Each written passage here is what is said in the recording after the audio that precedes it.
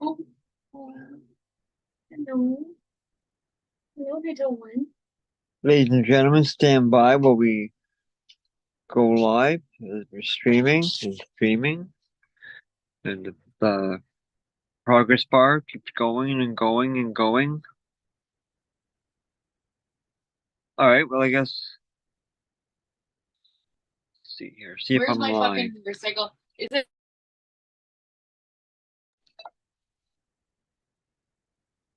We are live, okay? Ladies and gentlemen, thank you for joining us for the Wednesday takeover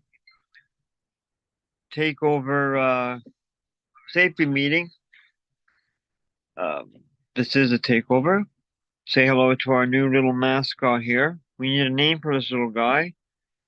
He's trying to remind us that this show is 21 over. If you're 21 and under, you have to get out of here. I see you back there. Get out, little kid. You're not allowed being in here. I see you. Hello, chat, by the way. Let's get to the nitty gritty and down with it so we can get on with the show, and then I can post the link. Stand by 1 second.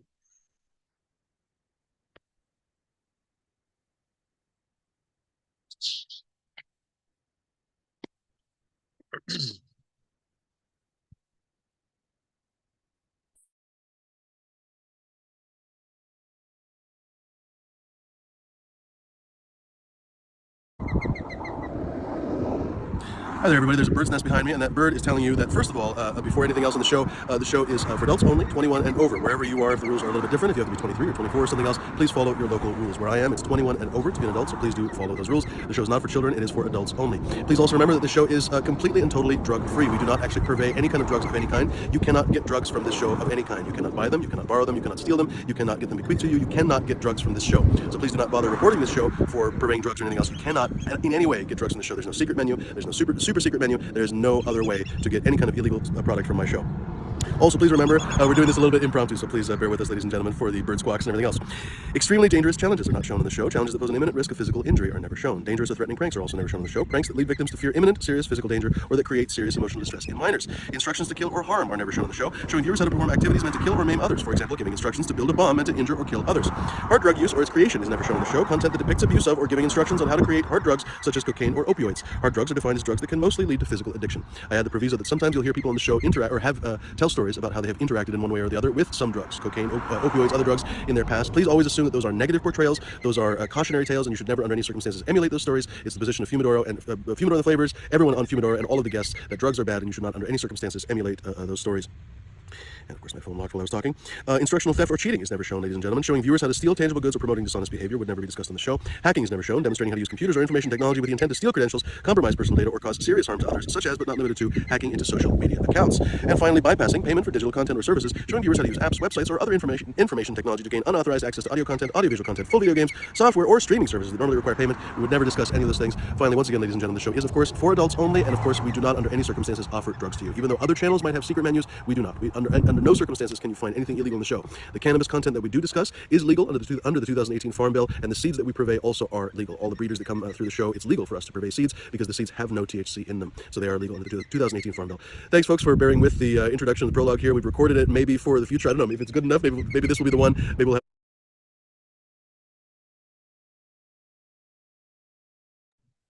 Thank you, Fumidor, for that awesome uh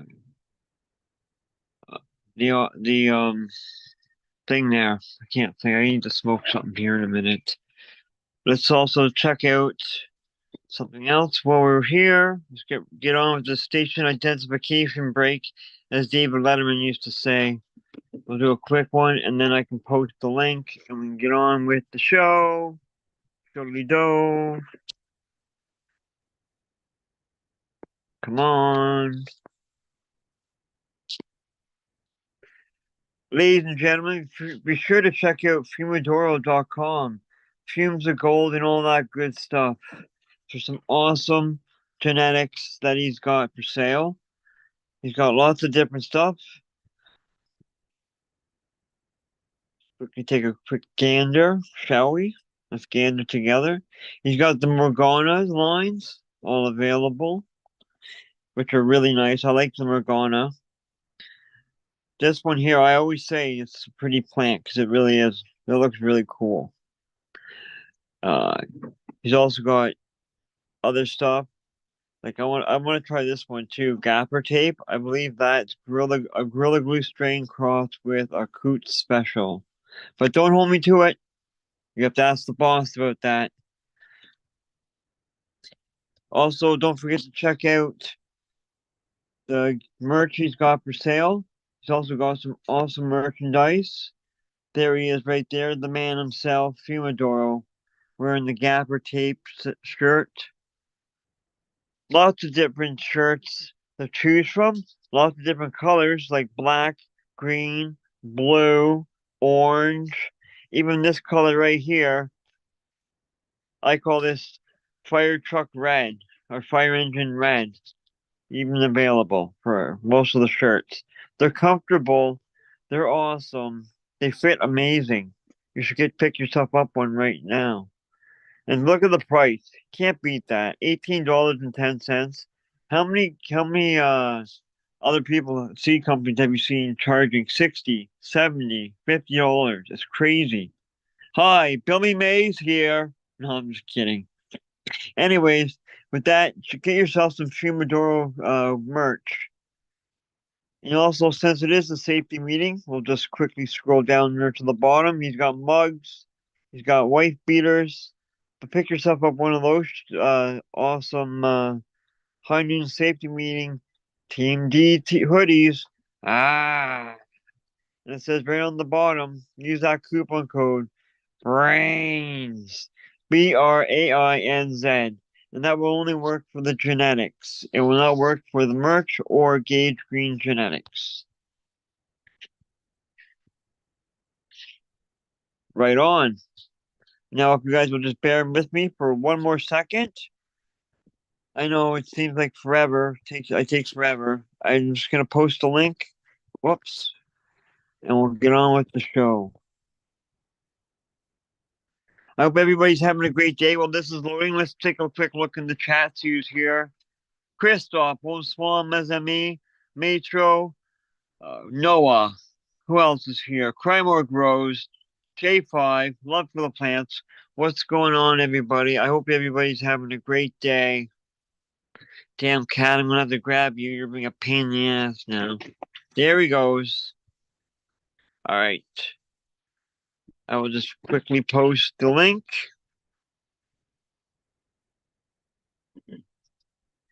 There we go. Link posted. Put my cam back on. We'll just pin it. And there we go. Randy Ziegler, welcome to the safety meeting. The Wednesday safety meeting. What's going on, Green Fingers? Brains, Metro. What's going on, McCraig? Yes, everyone starts to filter in. Come on, come on. Come on and join me. I'm going to be here for the next little while. This is a safety meeting. So we'll be only going to the next 20, which is the 420, which actually works out to be my 420. So get ready for that puff time. The countdown's on. Big force, Christoph. Good afternoon, New Fleet. Hope you're having a good day, buddy. How's you getting on by? Nightbot, like always. Fuck you. We love you. No, but not really. So come join me, guys. Right on, Randy Ziegler saying he's feeling safer than ever. That's good. We got to get a name now going for this guy right here. This is going to be the new high noon safety meeting mascot. We have to get a name for this cute little fella. Maybe we'll try to do something. See if this can rotate. Awesomeness. And in the meantime, I'm going to roll a joint. Time to roll some joint. What is everybody smoking on this afternoon? Or this afternoon now that it's noon. I'm smoking on some black gas. Also got some hash, Moroccan hash, and I have. Oh, darn it! I just had the name and it just popped right out of my head. I'm sure it will come back. Fumi will hopefully be back soon. Fumi's I don't know if you've seen it. He's stuck in Israel right now because of all the crap going on. He's having a hard time getting home. But I think that's all I can say. I think I've said more than I can say. I hope the assassins don't come now and kill me, or the Fumi drones, the assassin drones come and get me now. What's going on, poor pizza Dave? Welcome, buddy. Hope you're having a great day. Bud Kilowatts in the house. Hello, Bud. I'm gonna roll up some it's the other stuff. I can't think of the name of it right now. It's Pinkman goo. That's what it is. Pinkman goo. It just pops right back in. What's going on, Brain Rot? Mystic Brain Rot. Hope you're having a great day. Oh, Fumidor actually did send me something. Let me see. I was gonna wait to see if someone else come in and pop out and just take a look, but I think I better check.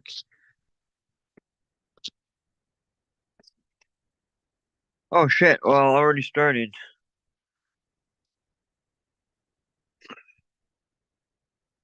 Oh well. Well, maybe we can start another one in about an hour on Fumidor's channel. We'll see. I don't know. Um, I hope Fumidor is doing okay. Cheers to Fumi, by the way, our leader. Uh, so hopefully he'll be soon back holding down the fort again. Back in charge. Yo, yo, yo, Mr. Brains. All right, let's roll this joint up. What's everybody smoking on today? Let me know in the chat.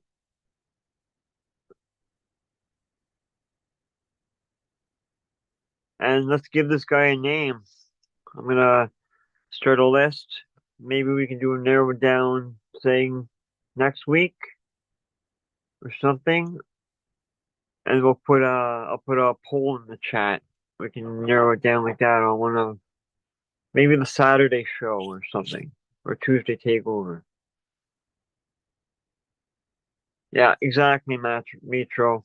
Or Matro. Sorry, I hope I'm not butchering your name up too bad, buddy. Come join me, folks. There's just gonna be me here, sitting here like this for next almost hour. I'm gonna have some coffee. Gotta place another delivery order soon. After the show, gotta go run, get some cash. Gotta get, Mrs. D wants me to get some more black gas, which is some pretty dope shit. And she wants me to get a nighttime, so I'm probably gonna get Death Bubba. What's going on, Dead Fish fan? Welcome. Welcome, welcome to the safety meeting A. I hope everybody's having a great day. Cheers, Lars. DTV, that's right. There you go. I should change my thing to DTV. So, yes. No one's smoking anything out there? What's going on?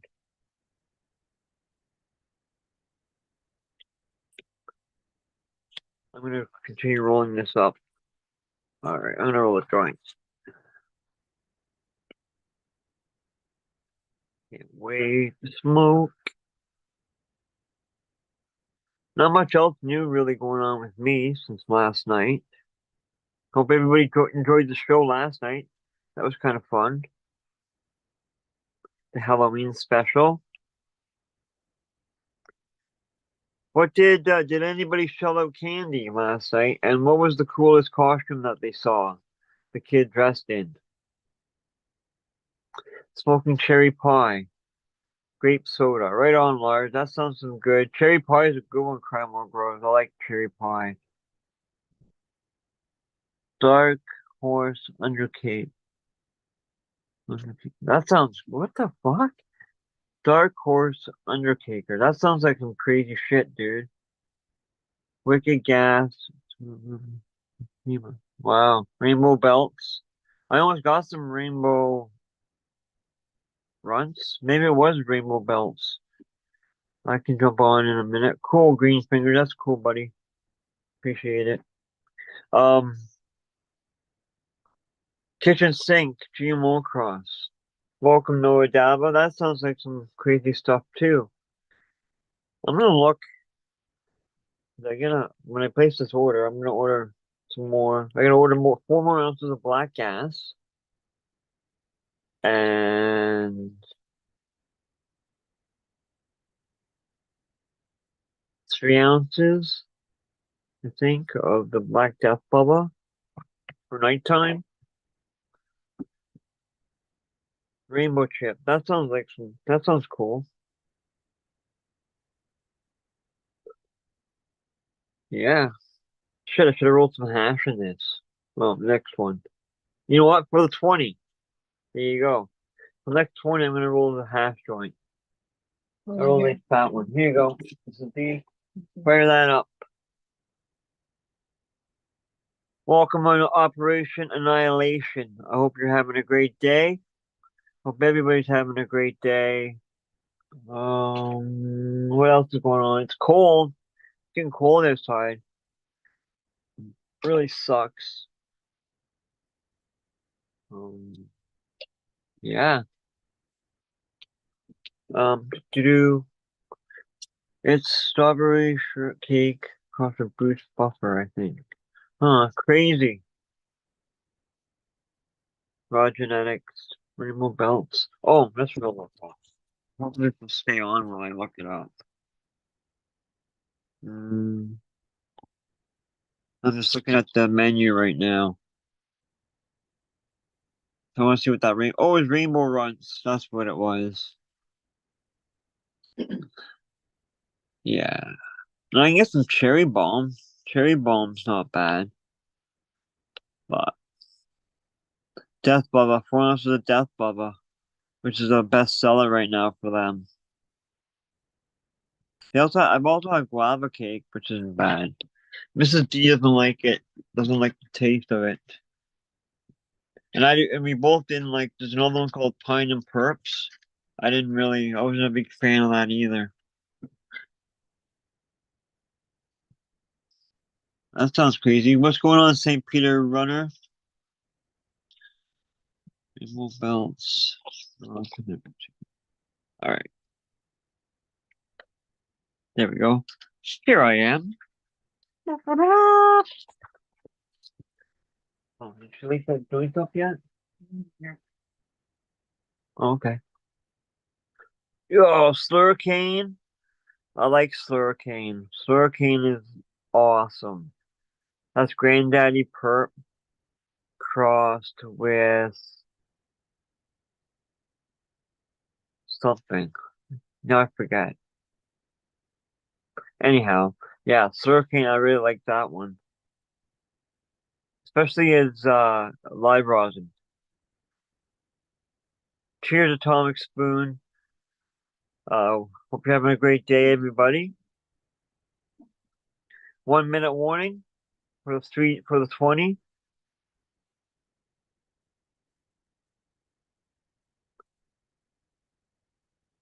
One minute warning. Get your dabs, get your bongs, get your joints ready. It's almost that time.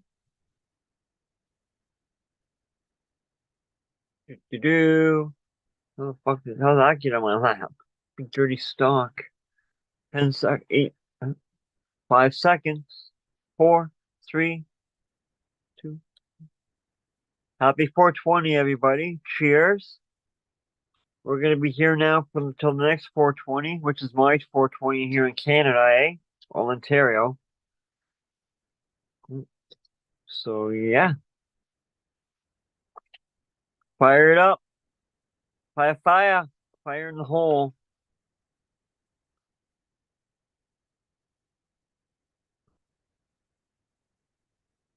Cheers, McCraggy. Oh, I'm gonna get some. We were just in time for 420, Mrs. D.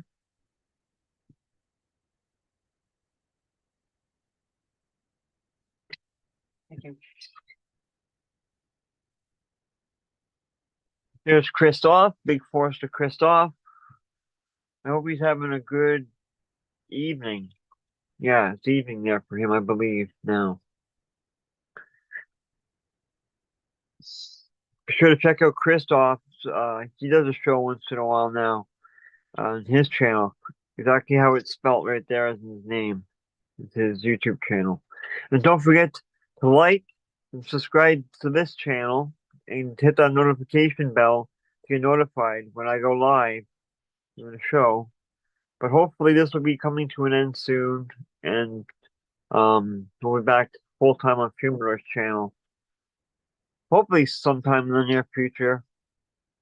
Hello, Miss Chronic. Hope you're having a great day. What's going on, Ice?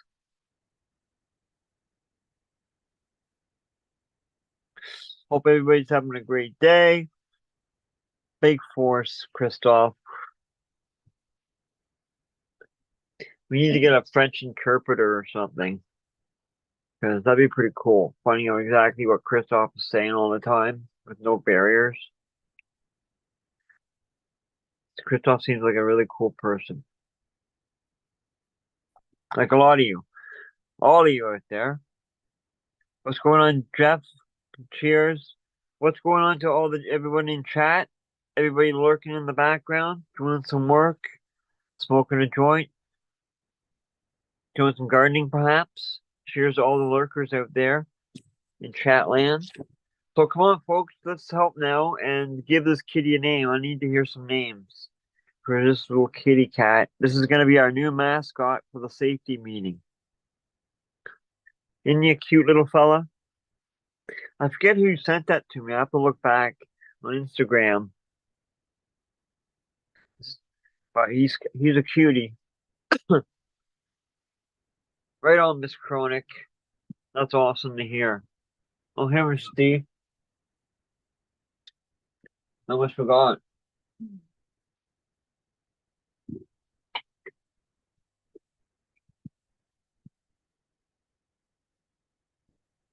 Coffee. Oh, speaking of Christoph, here he is here. No boy. Fred the kitten. Fred the safety kitten. I have to. Shit, I'll have to watch the playback of this show. Hello, Di. Bonjour, Christophe. Comment ça va? Very, thank you, Di. Right on. Ouais, nice. Ouais, super, ça va. Cool. Hop on, folks, and join me and Christoph. I'm gonna be here for the next hour. Me, smoke joint. Nice. Ouais, cool. What are you smoking on, Christoph? Strawberry amnesia. Cool. Strawberry amnesia, ouais. Right on. Ah, cool. Impec.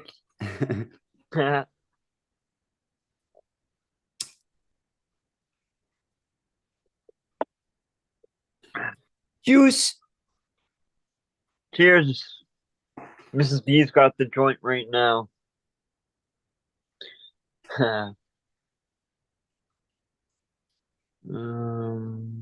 What else is going on, chat? Is everybody ready for their final harvest and cleanup for the year before winter for everybody's outdoor? As you saw, I don't know if you saw my Instagram. By the way, check out my Instagram, the_zombie_. Awesome segue. There's a video of the snow. We had snow yesterday for the first time this year, and it really sucked. Popping stuff. Right on, Jeff. DGC, Jeff. This is D. It's okay. Yeah. This is D's concentrating on something. She's not. Yeah. That's okay. Nice, Miss Chronic. What's Miss Chronic smoking on? Oh, I wish I could remember what it... Are you smoking cherry pie, Miss Chronic? What's going on, Jonesing to grow? Why are you jonesing to grow? You should just grow, buddy. Just do it. Unless you're a red state, then be careful. Or maybe nice St. Pete runner. That's lucky. You're lucky. I want to go live. I want actually I want Captain 420's weather. I thought so, Miss Chronic. See, how did I know that? I'm psychic. Apple fritter, right on Operation Annihilation.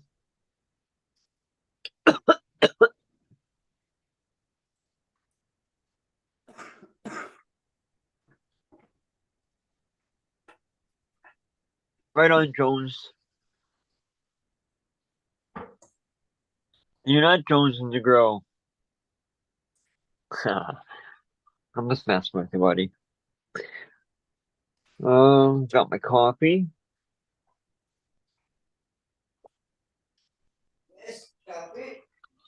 Freaking cold out there. Yeah, here comes Greenfinger. We'll let Mr. Greenfinger's in.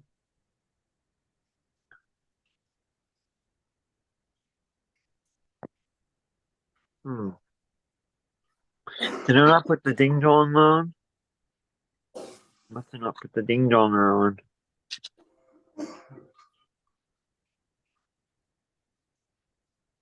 There we go. There we go. Ding dong. So I know people are coming and I don't miss it.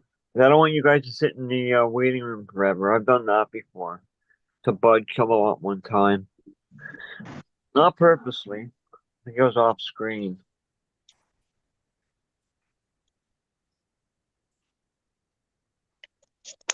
What else is going on? Hey, Greenfinger. Cheers, buddy. Cheers, guys. Microphone check. There it goes. Check 1, 2. Oh man, more baby spiders. Let me see if we can grab this one. Show you guys. I hope he ran. Damn, they're fast. At least I can see them now because it's not night. I know what's crawling on me.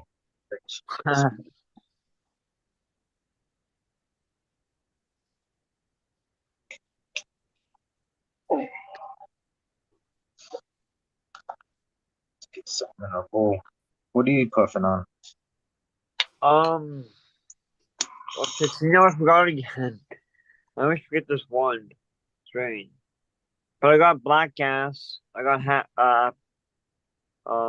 hash, and then pinkman goo. Nice. That's what I'm smoking on. Pinkman goo right now. Cheers, Dank. Thanks for the link, by the way. I was already watching it when you sent me the link when you started. I didn't watch it for long because I was doing this. If anyone else out in LA is interested, there's a couple channels on YouTube that shows this guy. Justin or something, I believe his name is. He drives around downtown California and shows shit going on with the cops. Yeah, there's a couple good ones. You watch the. Dang, I just forgot what they're called now. The first. Damn, dude, I'm high. I'll look it up on my phone so I don't look like a dumbass. I got 2 phones. Shit, I can look stuff up. AX News or whatever. That's what I watch. And then his buddy as well. Yeah, LAOC and AXN. Exactly. Thank you, Dank. Hello, Green.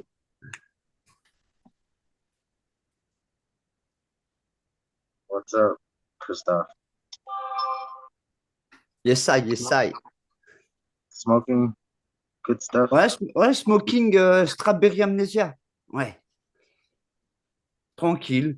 Un peu petit joint, little joint. Little one. Yeah. Ouais. It's called Smoke and Scan. Have you seen Smoke and Scan? SM. I just remember the name. He does this radio police scanners, and then he just sits back and smokes the whole time, but shows a police chase. Oh, really? Yeah, it's called Smoke and Scan. I'm trying to find it. Having a hard time. Smoke. I don't know if it's in or and scan SK police chase. It says it right after. So yeah, Smoke and Scan police chases. It's live right now. It says. Oh no, that was last night I think. Or yesterday. I hate when they do that. I just checked the channel. 10 hours ago, he was on. It's like a green table. That is the logo. That's his Yeah, logo. Yeah. yeah. Okay, I'm subscribing right now, and I'm Yeah, telling you. okay.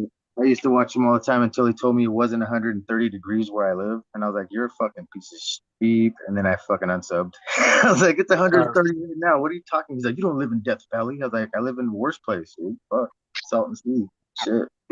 Yeah. He's like, "I never heard of that place," and I was like, "Unsub," just for that reason. Like, I still watch his stuff, but I unsubbed from him.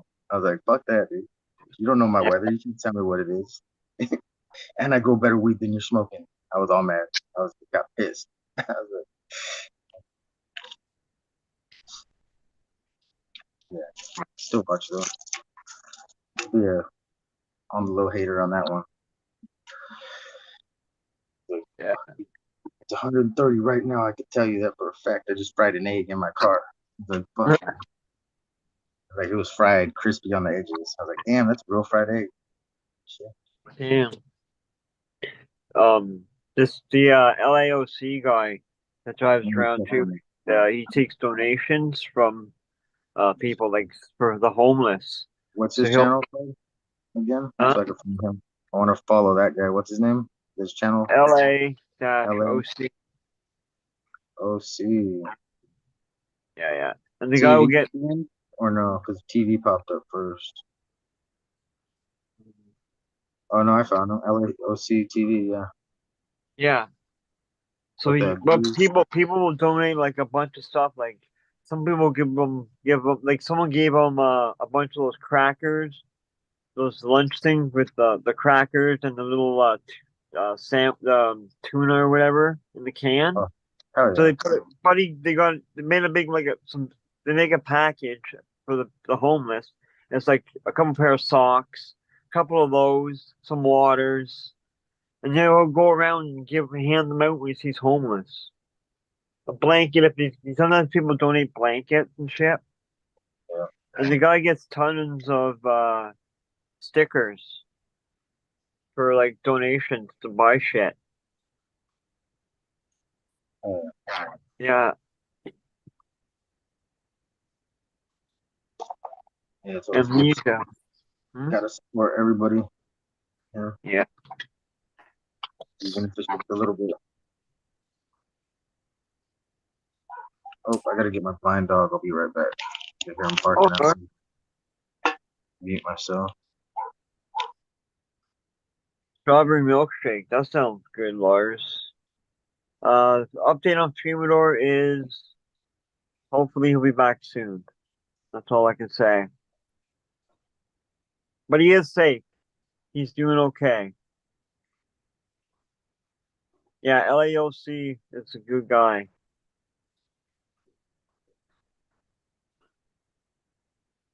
And it's interesting. Some of the shit that goes on is interesting too. Even when he's like driving around, like last weekend, I saw like I was wondering where's all the prostitutes and everything. And then the next week, which was last week, they showed, oh, there's all the girls, there's the working girls. There's like four in every corner some places. It's crazy. And then the couple of them, the pimps were coming up and shit. It was crazy, guy. Interesting though. Later, Miss Chronic. I hope you have a great day. Hope you have a great day, pardon the dank. Be safe, buddy. We're coming up almost on the next 420. Cheers. Do strawberry with rancid gas turps. Ooh, that sounds crazy. I like gas turps. That's what this shit is. I'm gonna roll one right now. Oh, wrong one. gas. Black gas. I thought you were saying a different word. Never mind. Now it makes more sense. Black gas. I thought you were saying, yeah. I was Yeah. like, that sounds like a good one. I was gonna look it up too. And I was like, nah, I probably won't find that on Weed Finder or nothing. Seed Finder. Black gas. I'll try to look it up in a minute. Show it. Yeah, Show I me was the gonna look at black ass the whole time. I was like, what's black ass? I've never heard of that one. Sounds black awesome. gas. Yeah, that's what I thought you were. I was like, black ass. Yeah. I gotta find that one. Thought it was like named after the Dave Chappelle skit, like that one part of the movie, you know? Hey, black ass. Yeah. Yeah, and I was like, hey, that's a good name for a fucking for for a plant right there. Yeah. Black ass. Get yourself in. Oh, there's my blind dog. Probably hear him. He's inside being a punk. We get him. Black dash. That's a good one too. Nice.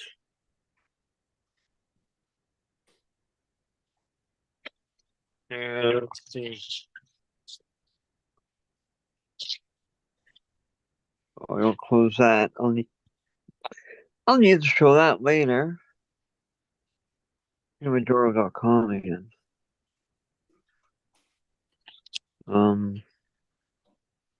Black gas strains. Oh, if I could spell. Wow.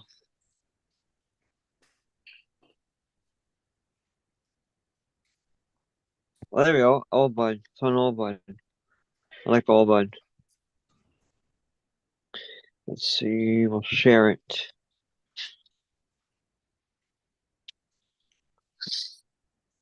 Cheers, Garden Grow. Hope you're having a great day.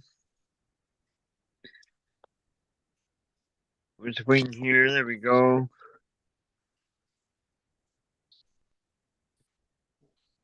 Black gas. Whoa. It's the black cross with gas mask. I like gas mask. It's a 70-30 indica. So I'm an indica guy. Mm. 16 to 19%. This stuff's more like 20, 19, 20% because it's strong. It's not no low stuff. Flavors. Flavors are diesel, herbal, peppery, pine, and spicy. The aromas are diesel, earthy, herbal, pine, spice, and woody. Oh, they're good for cramps. There you go. Now, turn this off. There we go. Hey, cool, hein? Dis. Yeah, man. Eh I'm gonna bien, roll some up very right bien. now. And then get ready for the 420 coming up. 20's coming up.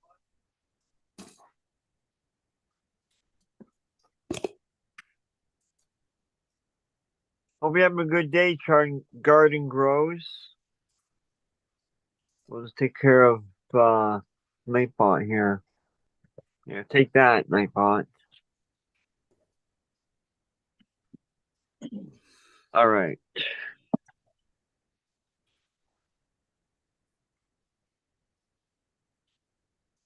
Oh, nice, Christoph. Me, smoke. Ça. Ouais. Ouais, cool. Cool.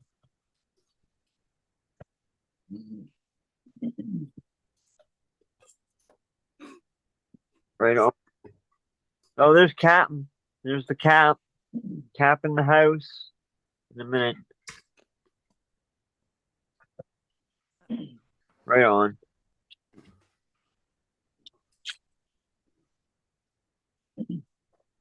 Mr. Thailand.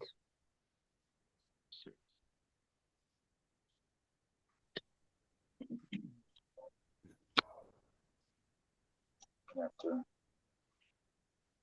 tack some. That up. Oh.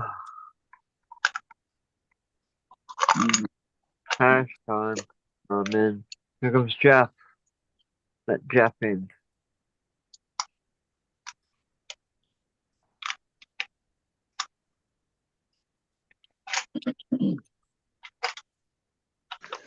Cheers, guys. Hey, Captain, what's going on, buddy? Hello, Cap. Getting up after my nap. Yeah, true.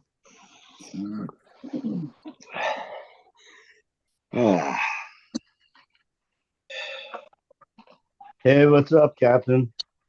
That was a good 6-hour nap. Right Hello, on. Jeff. Yeah, get it while you can. Yeah. It's a whole sleep session to me. Yeah, it is. It's actually like an hour more than I get. Don't worry. I'll be up till 10, 11 a.m. I'll take another 2-3 hour nap and then get up and finish out the day and go to bed sometime around midnight. It's a whole different time of the day over there. It's nighttime over there. Yep. Yeah. 2:30 in the morning, something like that. Oh yeah. That's bedtime in an hour for me over there. If I was over there, like an hour, ready for bed.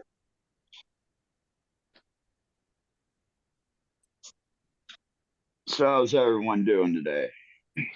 All right. You're just in time That's for good.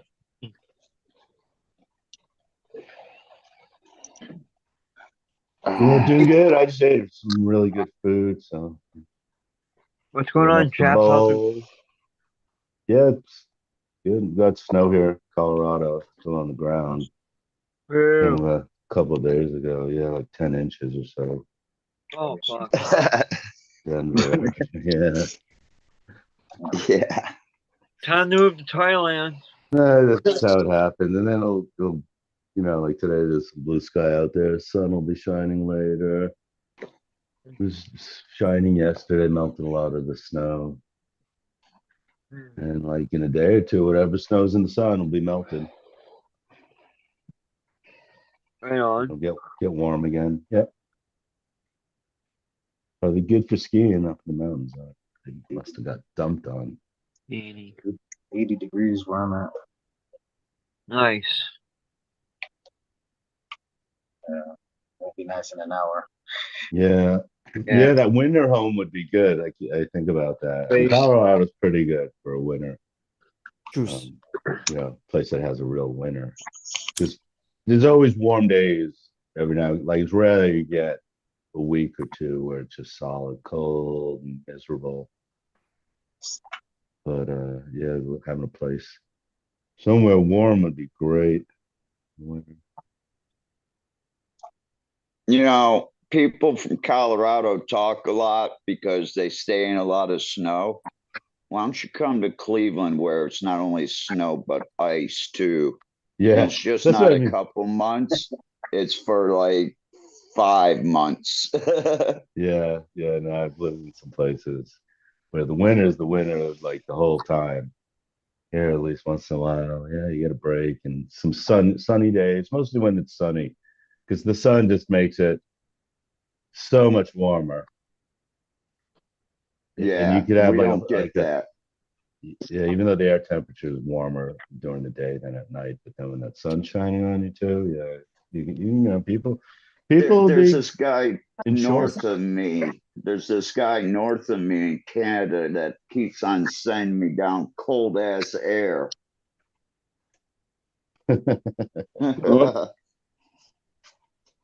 Damn Canadians. Yeah, it's not, there's 50 miles of lake and 60 miles of lake in between Ohio and Canada either. That doesn't hurt any either with the temperature and the snow. Yeah. Nah, don't pick up no moisture from the lake and dump it on Ohio. So Cheers. and It there's could be some worse. We could There's live some in people. Buffalo. Yeah, you're right, right. Yeah. Michigan, northern Michigan, Yeah, that's just cold. yeah, or just Canada, or pretty much everywhere in Canada. Um, but there are a lot of snowbirds from Canada that like go down to Arizona, let's say, Texas. You know, they'll drive down. They might have a camper or something. They'll stay in an RV place or a small home or something. Because I've seen that, like, but that's popular in the U.S. I don't know about in other countries so much.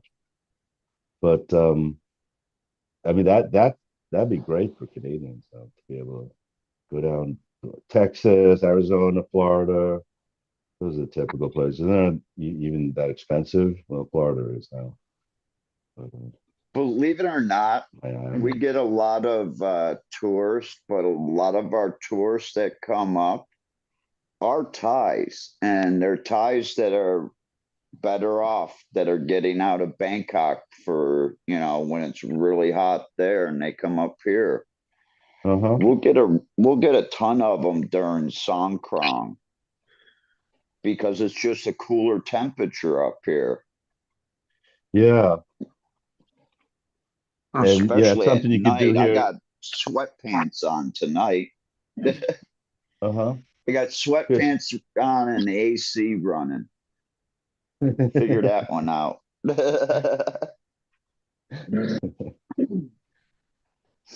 But Denver is right next to the, Front Range, which is right at the start of where the mountain ranges. And in a half hour, 45-minute drive, and depending on where you are, you can get into the mountains. Like right from them, maybe an hour. Or even less though, you can get somewhere cool that's forested and it's got some altitude where it's cooler. Well, jump on a plane in Bangkok, and in an hour and 5 minutes, you're in Chiang Rai. Yeah, good vacation spot. So do people have like summer homes or anything like that, garden homes or some Oh, yeah, they small, got those yeah, too. like a second place? Because the people up north here want to go to the beach. Yeah, right, right. That's like people in Jersey maybe going to the Jersey Shore, New Jersey. Actually, to But tell you the truth, most people that live in Chiang Rai never see the beach. They never get to take that vacation that, the beach is basically, we're talking 3.5 hours away by plane, two and a Hey, half. just in, news flash. Beep, beep, beep, beep, beep, beep, beep, beep, beep, beep, beep, beep, beep, beep, beep, beep. This just in from Fumidor. He says hello to everybody in chat. I was just talking with him in a message. He says hello, and he'll be back soon. Knock on wood. did you say where he is? What? Is he in Israel or? Yeah, still in Israel. Yeah, they just opened like the Egyptian border today Yeah, for I at don't know least what. internationals. Yeah, Probably I don't trying to know how. get across the Israel or Egypt so he can fly out. Yeah, yeah. No, Well, is there a I lot don't know. I don't know how much I can say, but yeah, he's hopefully going to be flying out soon. Hello, Brent Anderson.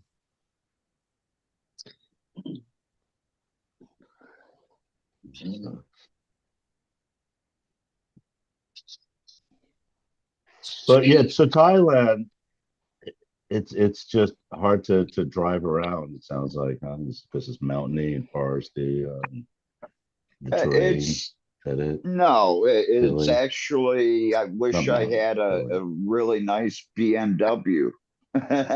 Yeah, Something that had a lot of power with a stick and, but I people guess are today paddle shifts.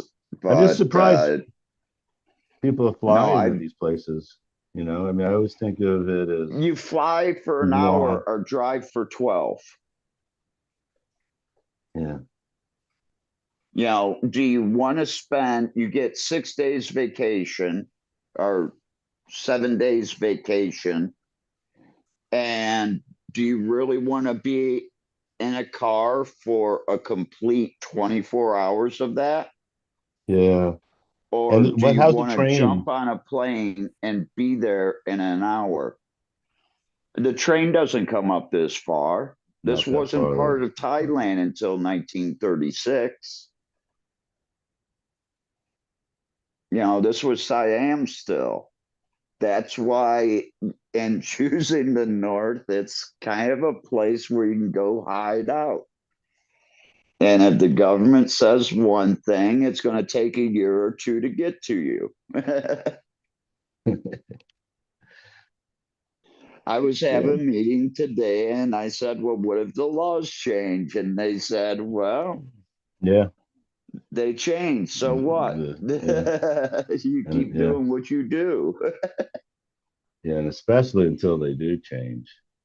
Yeah. If they're not, if they don't Well, know what they're going to do with the laws, and just, yeah, keep doing what you're doing. I seen the new pricing for like grow permits. Your first time grow permit, they want to charge you 30,000 baht for it now. Or to open up a store, I'm sorry, to open up a store, they want to charge you 30,000 baht. And then it goes to 5,000 baht a year per shop. Okay, I can understand the per shop thing because it's a different location. So the grow is still 1,000 baht for right now. And the import export license, they've broken that up into two. It's 40,000 baht for import, and it's 10,000 baht for export. I said, cool. It saves me 13,000 baht because both of them before were 23,000 together. Then they added the one for clones, and they want 50,000 baht for that license.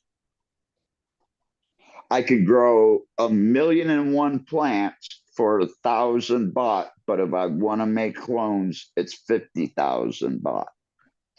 That's okay. Yeah. It's only How much 50 clones? How much do clones. clones go for? I can For get there? 1,000. I can get 1,000 baht a clone here, no problem. You get for what I 1,000 have. baht. Oh, okay. For what I have. Yeah. But normally, is it like 100 baht? No, it's if you Not take that them cheap. on quantities, they're 250. Wow.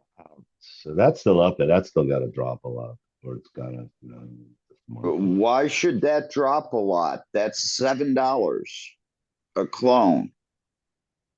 Well, that's You pretty want to much what clone it less is than over that, here, pretty kinda, much, you know, for regular. maybe for you it is. Dispense if you go to, you know, a dispensary. I guess they were $15, but I'm sure you can find them now, like, you know, No, but but still, that's, no, you know, it's no still not. one is whoring That's more than I themselves thought out in anyway. the United States for a $7 clone. Let me tell you. If they are, then they're stupid as fuck. They're just average. They probably got bugs, and you know, it's just some dispensary that's cloning and maybe has extra or something. I get You know, There's a they big don't they seed. don't have to pay. I don't think they have to pay any extra to sell clones. There's a big seed Because company in I've bought some like that. Colorado that 80% of their seeds have hemp-laden virus in them. Yeah, no, I wouldn't. I don't buy So clones I anymore. wouldn't doubt that a lot of those plants have hemp-laden virus. Yeah, right. No, if they're tested and everything, that's worth more. And if they're, you know, a genuine good cut, that's worth more. That's worth definitely, a ton a lot. And if more. it's, yeah, and if it's something really good, yeah. But even now, well, it depends where you are. California seems like got some good clones and good pricing.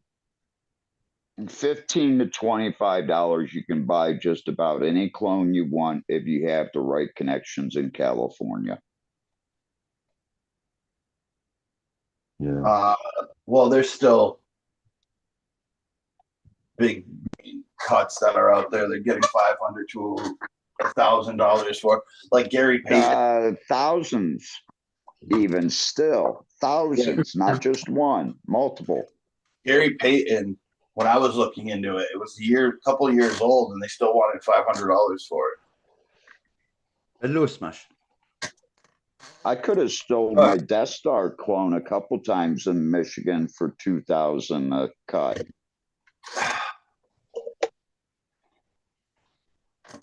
What are you guys up to? I just fucking finished shipping my Harvest Cup package. Right on. Yeah, hi. I So miss did you get? I messaged you yesterday. Yeah, I got it. Was me really? Okay. I just wanted to make sure it was you.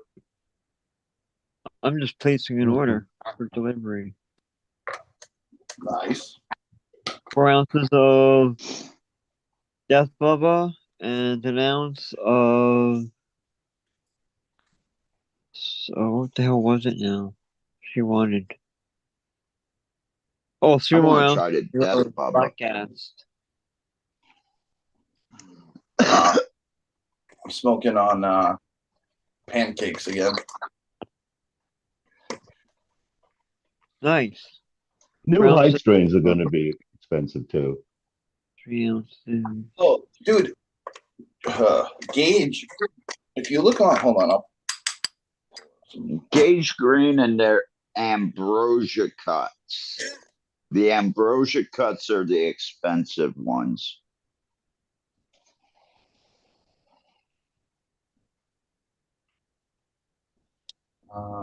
Green. My address. What's up with my internet? Fucking so slow. But no, Gage Green has $1,000 clones. I think a lot of their heady clones start at 1,000. Yeah. Well, some people try to keep that mystique and rarity. Well, They're if doing that too. basically And price. there's 10 people out there, you can charge $1,000 a clone if there's only 10 people that have it.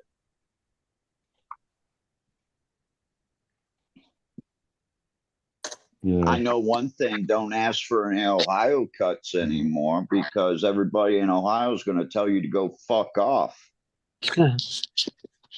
Well, we keep on getting screwed, so we're tired of it. Mm-hmm.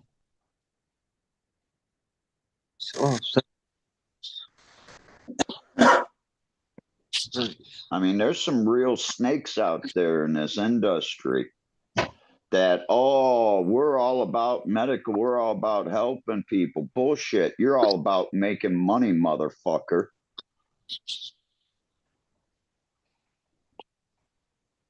Give you a cut, and then 5 months later, there's a seed pack out of it after you cried for your personal garden. Yeah, go fuck yourself. That's why people in Ohio don't trade clones. You can't get anything out of Ohio. I tried to share some stuff and I got screwed. Well, guess what? You're not getting the rest of it.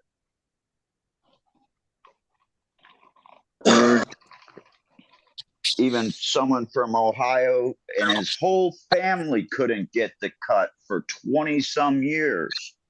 I'm 10,000 miles away and I still ended up getting a cut to him. And then he was supposed to send a cut on to somebody big in our industry, and I won't mention who that was. And the guy got fucking basically dead clones. And it was only a 3-day ship. How did they die? Yeah. You just take shitty clones.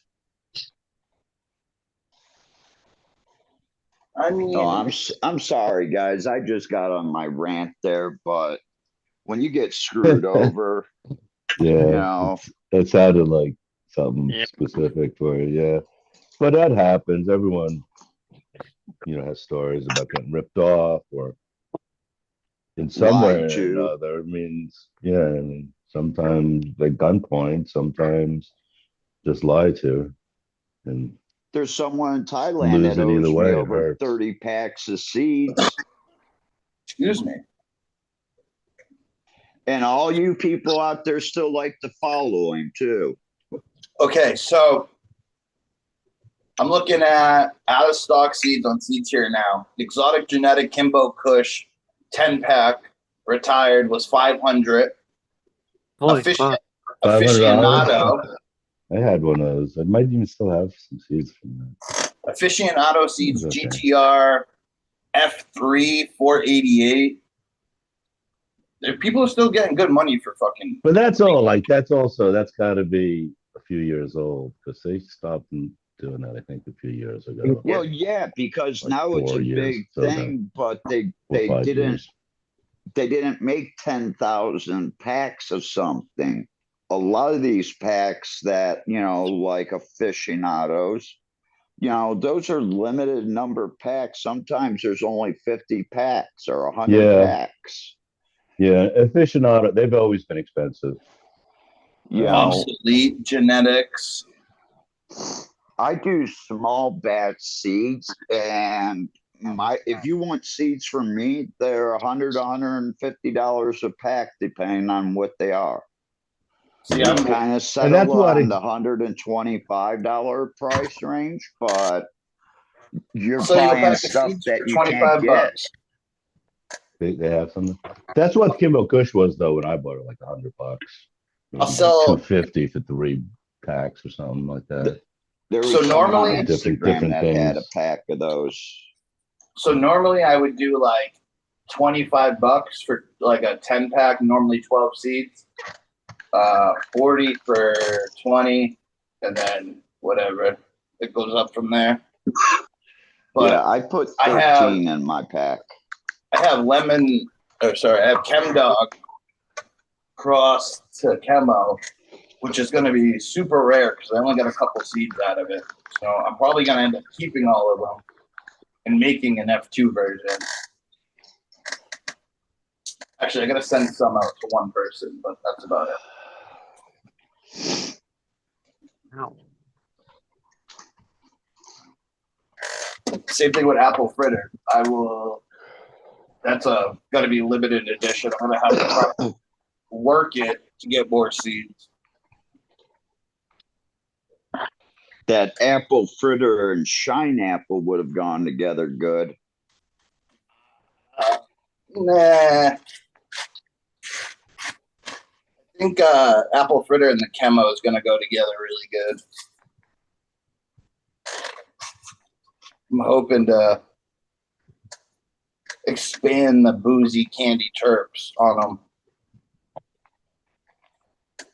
Because that's what the F4 is with the Chemo. It is dialed into like a boozy orange terp.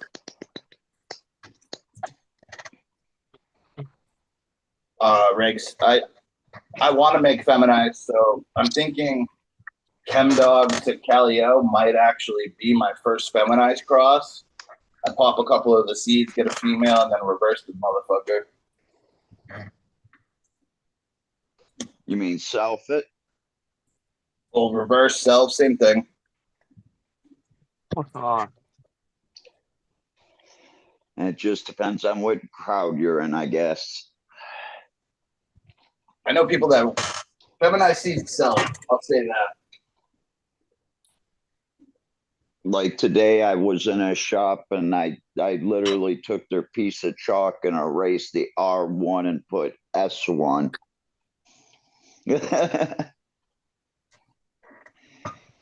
See, that's another thing I can get away with here in Chiang Rai is I can walk into a shop and I can change a board. And they just look at you like, what are you doing? And you explain, and they're like, oh, okay. Go ahead. Little fat joint for 20. So, I think I'm smoking some exotic stuff now, this laser fuel. I I'm think growing their that's hazelnut exotics. cream.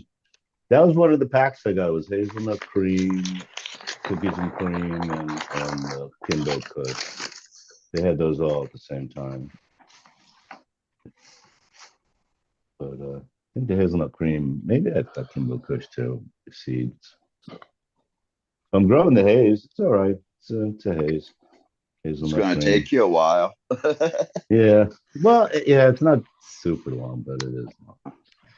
Yeah, It's I've actually crossed. got a couple crossed hazes that are going to take about 90 days to 110 to finish.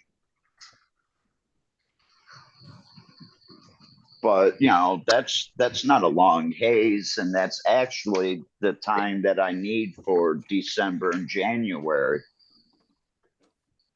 to get me through the really humid nights where it turns out to be like 98% humidity and the temperature drops down into the 30s, 40s. Mhm. I think I'm gonna pop some of these. I got BC Godbud. Godbud. Yeah, but it's the repop version of BC Bud Depot. Let me tell you about Big Bud. Our God Bud. It's basically Big Bud. If you want to add weight to your plants, go ahead. If you want to add potency, find something else to cross it with. Well, I found BC Big Bud good as a resin squisher. That's for sure. Big returns, and it was good. Because it's got a big open bud structure to it, just like the Lemon G. And me crossing the Lemon G with the East Bay is, I think, did what I want it to do, and it will be a washer, or there will be a pheno out of it. I'd really like to F2 those out for everybody, but if you want to, you can go and buy a pack from Emma and do it yourself. So those are going to be those are my first F1s I've released. I've never released F1s before because you're too close to my original genetics. Mm-hmm. I got some Critical Kush. This is Bubba Kush. I got some Super Silver Haze. Some blueberry, and I still got, remember that Expert Gorilla I was growing, D? Yeah. I got a couple, I got 3 more of those seeds. I might actually Nice. So don't you have a lot of seeds though? Different ones? Yeah. All those. Because I would just pop like 2 or 3 from each, get it, get a big variety. Yeah, but I only have a 12 plant count, so it's hard. Well, 2 or 3, that's probably maybe just one female.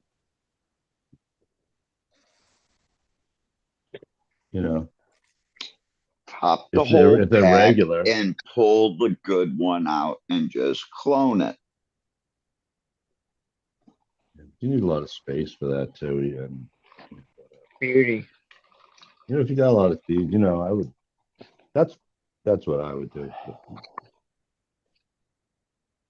Oh yeah, this sounds really good. Hold on, where is it? I just see it. Then you might get an idea to what's good, what you like, and then pop more from that. So Safari Seed Company, Platinum Kush Breath crossed to Papaya Mimosa.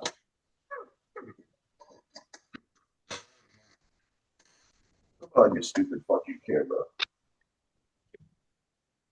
Wait, let me Yeah, but if you're looking at doing any type of anything with those seeds, yeah. The fuck's I that? guess getting older, I can't count that high because that's a lot of different fucking phenos. Yeah. Or maybe I just realized I don't have enough time to go through all of them. Dude, every time I fucking come on here, this shit is Right there, yeah. Platinum Kush breath, papaya, mimosa, regular seeds. every time I come on here, it signs me out of fucking Zoom. I don't know why. That's weird. Because this yeah. is Zoom. Shout out Miranda Family Farm. 50. Cheers, everybody in chat. Thank you for joining us for a safety meeting. Yep. Hopes everybody's safely getting high and not burning the shit out of your fingers like I just did. Dude, so I was looking through all my seeds. Damn. And I have one feminized white wedding seed left. I've grown probably 40 feminized white wedding seeds. I really like this one. Well, that's gonna be male. Wedding cake de Mandarin cookies.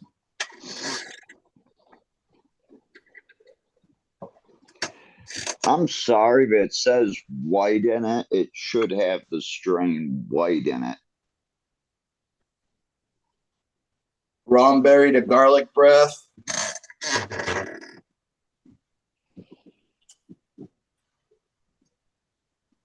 No, you do, that doesn't make much. Like White Wedding is a song, technically. Yeah. Hey, oi! Don't be picking on Billy Idol like that. I still got, I don't know, 1, 2, 3, 4, 5, 6, 7, 8, 9 shine apple seeds. Nice. I don't even think I'm gonna grow it. So if someone wants to trade me something good, hit me up. Or smash. I'll trade you some Thai. I don't want He said something, he I said want something good. something Something. that's gonna put you in the couch. Fuck that. No, he Captain said Death Bubba then. That's what the word on the street is Captain 420 Death Bubba. Put you in the couch. I don't Oh no, have it does Death the opposite. Bubba.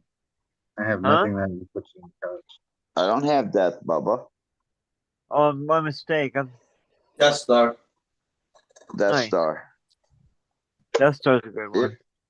But if you're up and moving and doing stuff, you stay active. It doesn't bring you down. It's not until you like sit down and go, huh, and then you're done. Yeah. I want to try from this year's cross is the Bubba Sensi Star. We didn't get a lot of seeds of that. We may have gotten like 400 seeds off of one plant. So this is Maybe. the female I used for my cross. Shout out to Dank Desert Seeds. They're not huge, but they put in some fucking good work. I'd like to give props to someone in Ohio for keeping that Bubba for almost 20 years.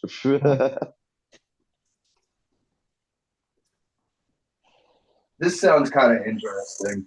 Lavender Days. Nope. Lavender strains to me are not where it's at. Lavender Haze crossed the London Pound Pop to Bella Goddess.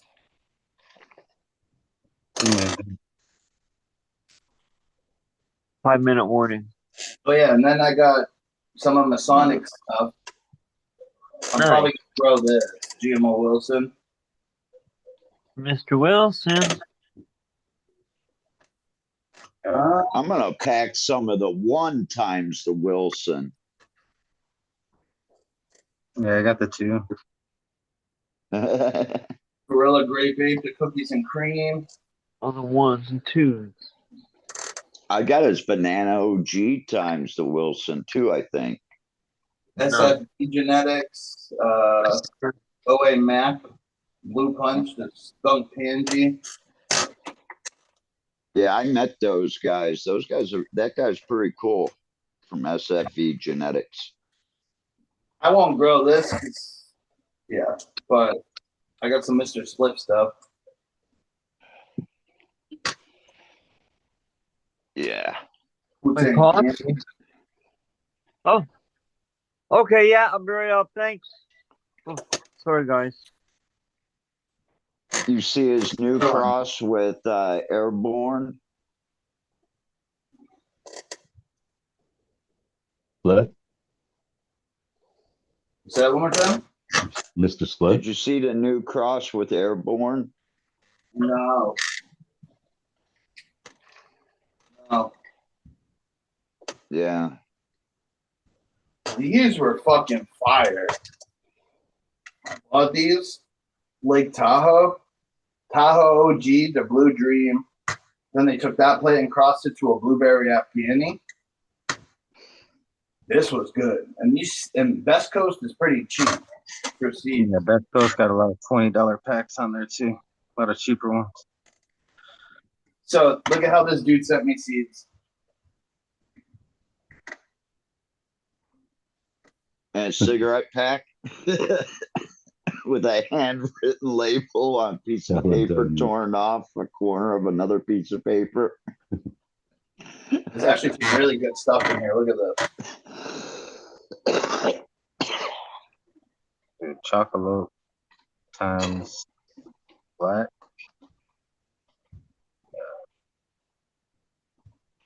Chunky Wizard F2 to Senna Landrace. Then Cherry 2000, Lit Cherry Dosey to Lamb's Bread Sour Diesel. Cyanide. Shout out So maybe Caledonia. that's Egyptian. That might be an Egyptian land race.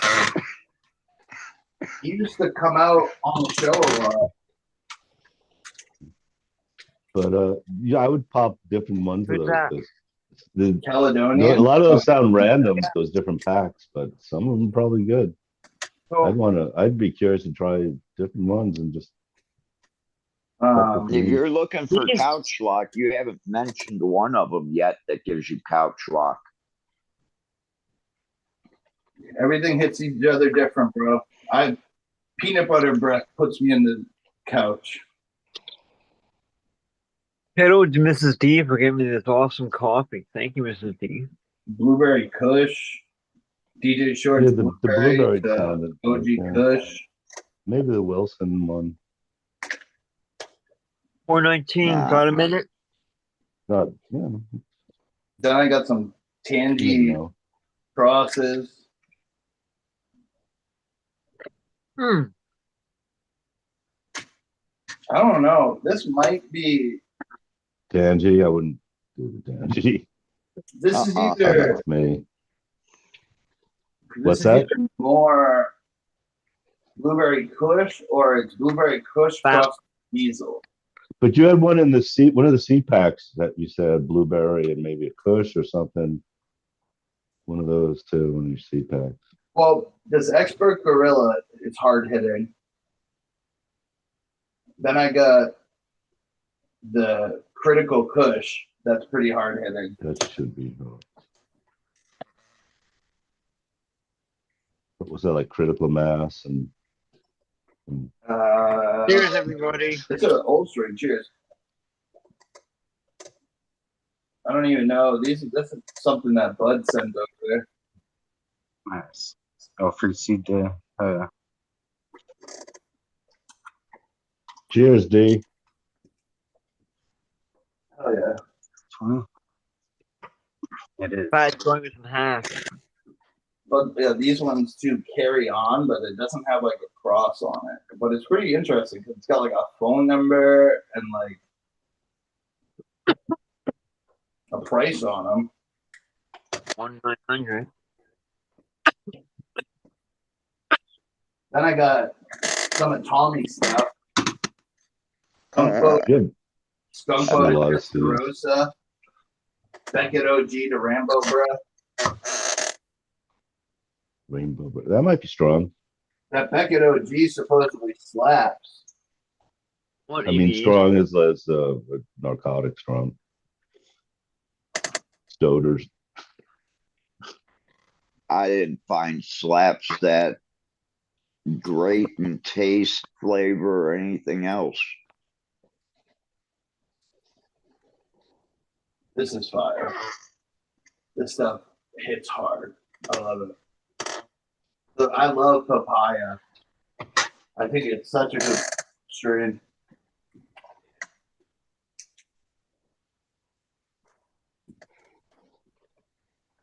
Like Bud likes that Don Mega. Well, wait till he pops those Death Star seeds. Shout out Major League Melts. He gave me these seeds. We traded some Gorilla Butter BX2.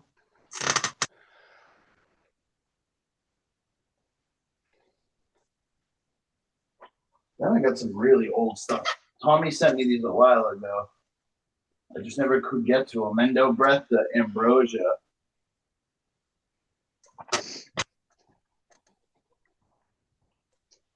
Tommy had some intersex problems at the time.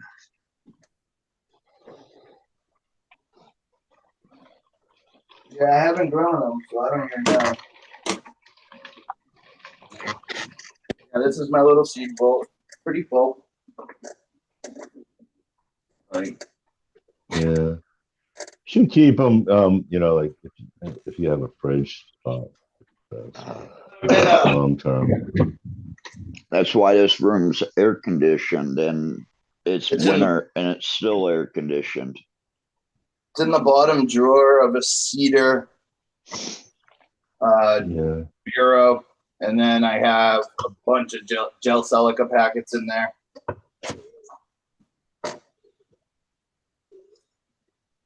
And no light can get to Yeah. them. No, Just in no. the If you bottom can't drawer. do it, you can't do it. But yeah.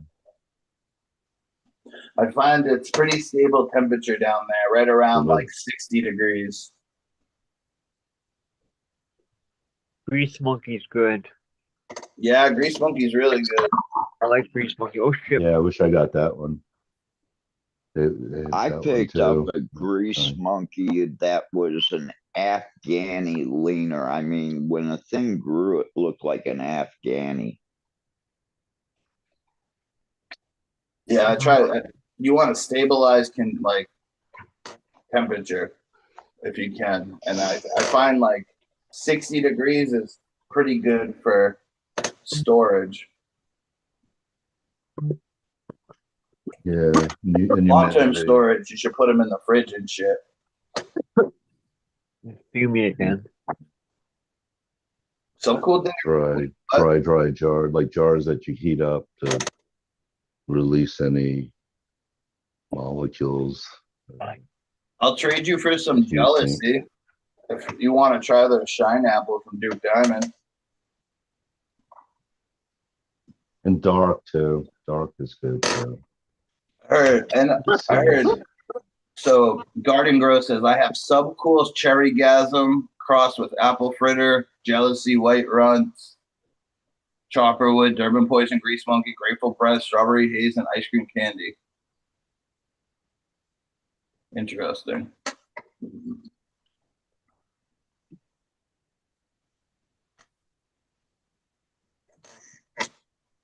This is my cross. I'll put my background back on. Papaya rum cake to my Chemo F4, which is obviously it's been crossed 4 times into each other. Picking a male and a female. That's So what how are you gonna decide what to pop? Oh, I'm popping my seed next, but then I'm gonna And nothing new? outside. I'm probably gonna pop some new stuff next year, a bunch of new stuff, and then pollinate it, Oh, test it. But I Pop. still have Keep them small. Keep them small, maybe, and then you can go through more and find count. Be close. Then you could, grow more and see what's good out of that. Yeah, you got a lot. Fucking hard. The first cross I ever did, well, like other than the chemo, I took a Terp Town. Usually, I just bred chemo for a long time and just kept it around. But then I was like, oh, I found a really good vanilla strain out of this wedding pie birthday cake stuff. And I was like, that might add something nice. So I did that cross. And it was with an F3. It wasn't even with an F4. So I still want to grow some of those, dude. It's hard. I get a lot of seeds. Mm-hmm. I literally tell people now, I'm like, I don't want them. Like, look, I got bags of fucking seeds everywhere. Yeah. I don't do that as much, but I used to do that too. If I found seeds and buds. No, this is from someone sending me stuff. Or just someone gave you. I would like cut off the fingers from a glove or something, and dude, hold on. Collecting, writing of them. Packs of seeds. Yeah, seeds. Everybody has seeds everywhere. Dude, Stone Root. I was hanging out with Stone Root. And he was like, here's some seeds. And I was like, oh, cool. And I open it, and it's literally like, there's probably about 5 lifetime supply or 10 years supply. Yeah. I'm like, holy shit, what am I going to do with this? I don't know. Yeah, how many seeds? That's a good. People that work with seeds would be really good at guessing how many seeds are in there. You can see like the shadow. It's got to be a few hundred. All the way full to the cap. I don't know. P13 is good by itself. I like that strain. That strain actually works for me, for my body and my mind. So this is the first cross outside of the chemo I've ever done, and it's Terp Town.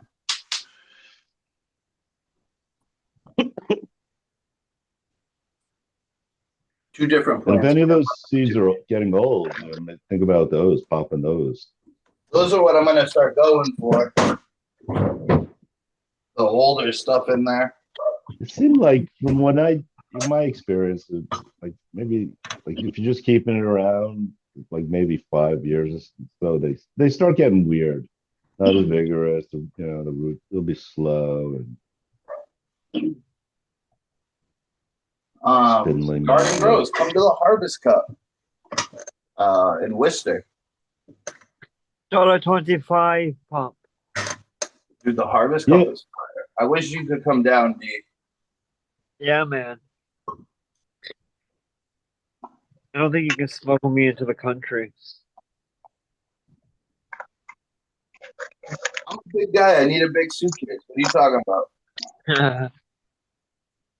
There's no deserts. There's no deserts for me to cross. Like in California.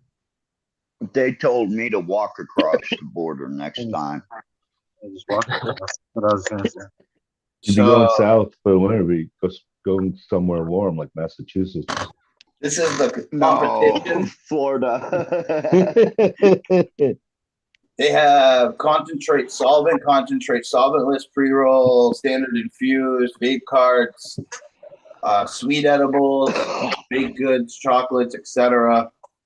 Sugar, hard candy, gummies, savory edibles, beverages, syrup, sauce, condiments, CBD only, CBD, THC mixed edibles. Yeah, they got everything for.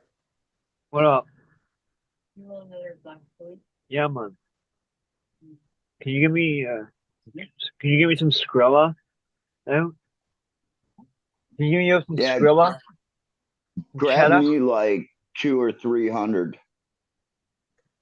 I could get a booth for $300, but so I could get a booth for $300 and sell stuff out of it. But the booth they're giving me free, I get to bring all my stuff. I can have my wares out. I can't sell from the table, but I'll be able to stream, and I got to bring an extra seat in and stuff because they're like, oh, you only get 2 chairs. But it's gonna be fun. These are all like the vendors. You know anybody that's got a showcase?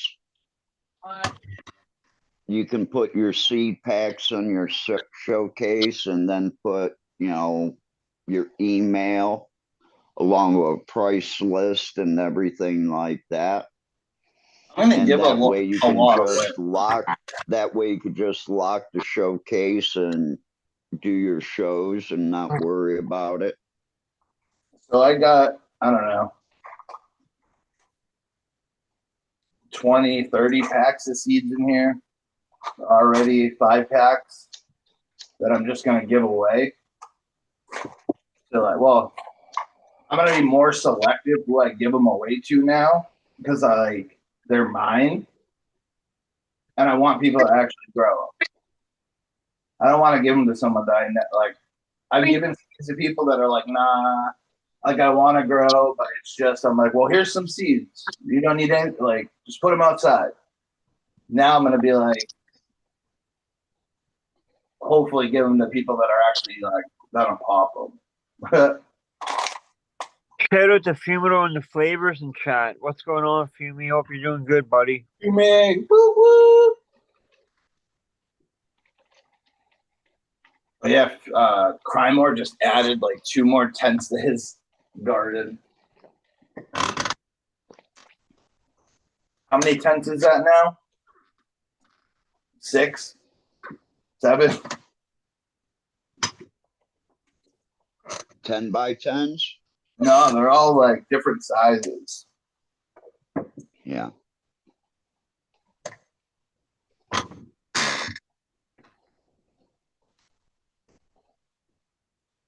Dude, I lose my dabber every day.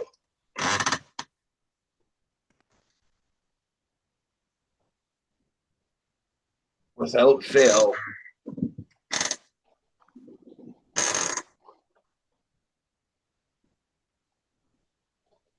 Yeah. I don't know, 500.5 centrifuge tubes. So I'll never need those again, hopefully. And then, I don't know, I think I ordered 200 or 300 red bags. There it is.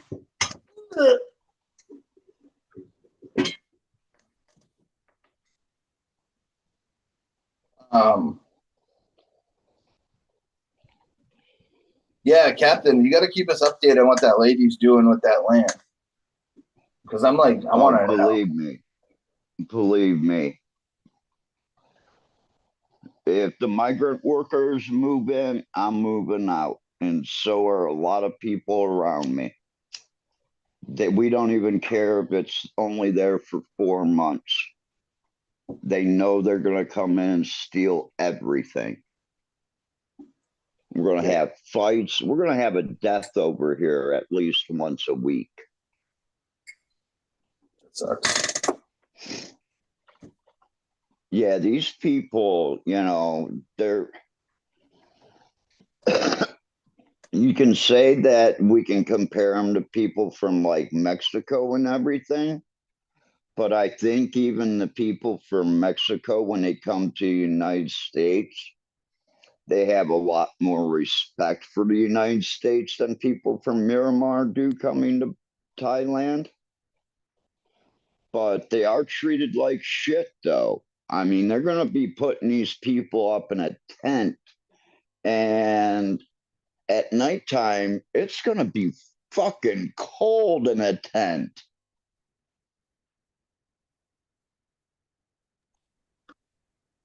As long as it's a small tent, body heat will keep it warm.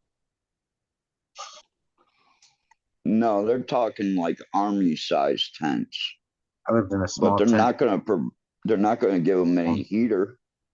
I lived in a small tent for a long time, 4 years.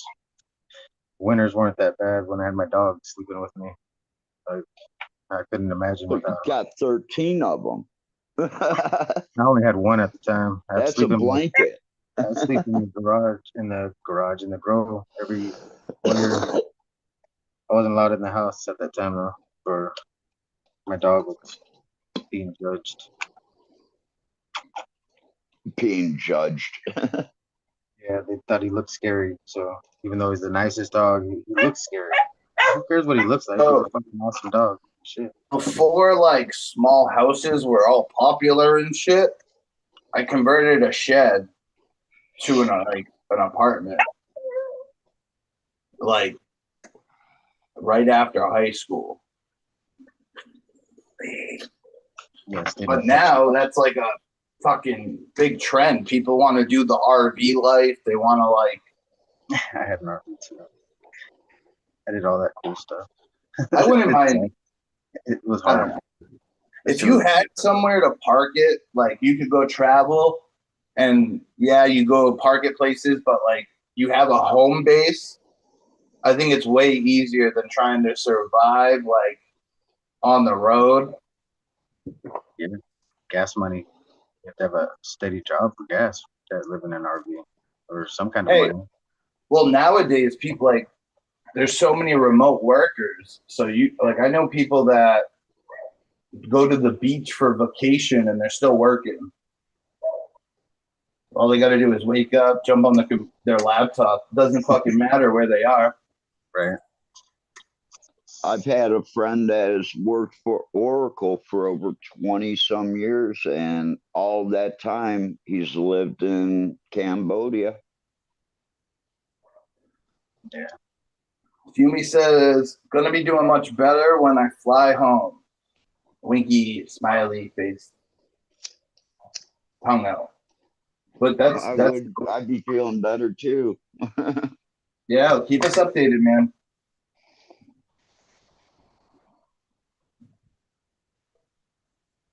Must be fucking. We were talking about it the other day. I was wondering, like, are planes flying in and out of Israel right now? Nope. Well, There probably is, but they're probably like government or military planes right now, because anything that goes up in the air is probably getting shot down. True. That's what we were saying last night, but I don't know. I didn't want to assume. I probably could have Googled it, but I figured asking Fumi, he's there, so it's going to be easier. There's probably allow this is the whole thing that's really fucked up is they're like attacking Israel, which is a nuclear powered country. There will be a part of the map missing if they push too hard. People have to realize this, we are in the threat of nuclear war again. It's the 1960s all over again, because you have people that have godly amounts of money that can afford to buy uranium and enrich uranium, and they're not afraid to use it.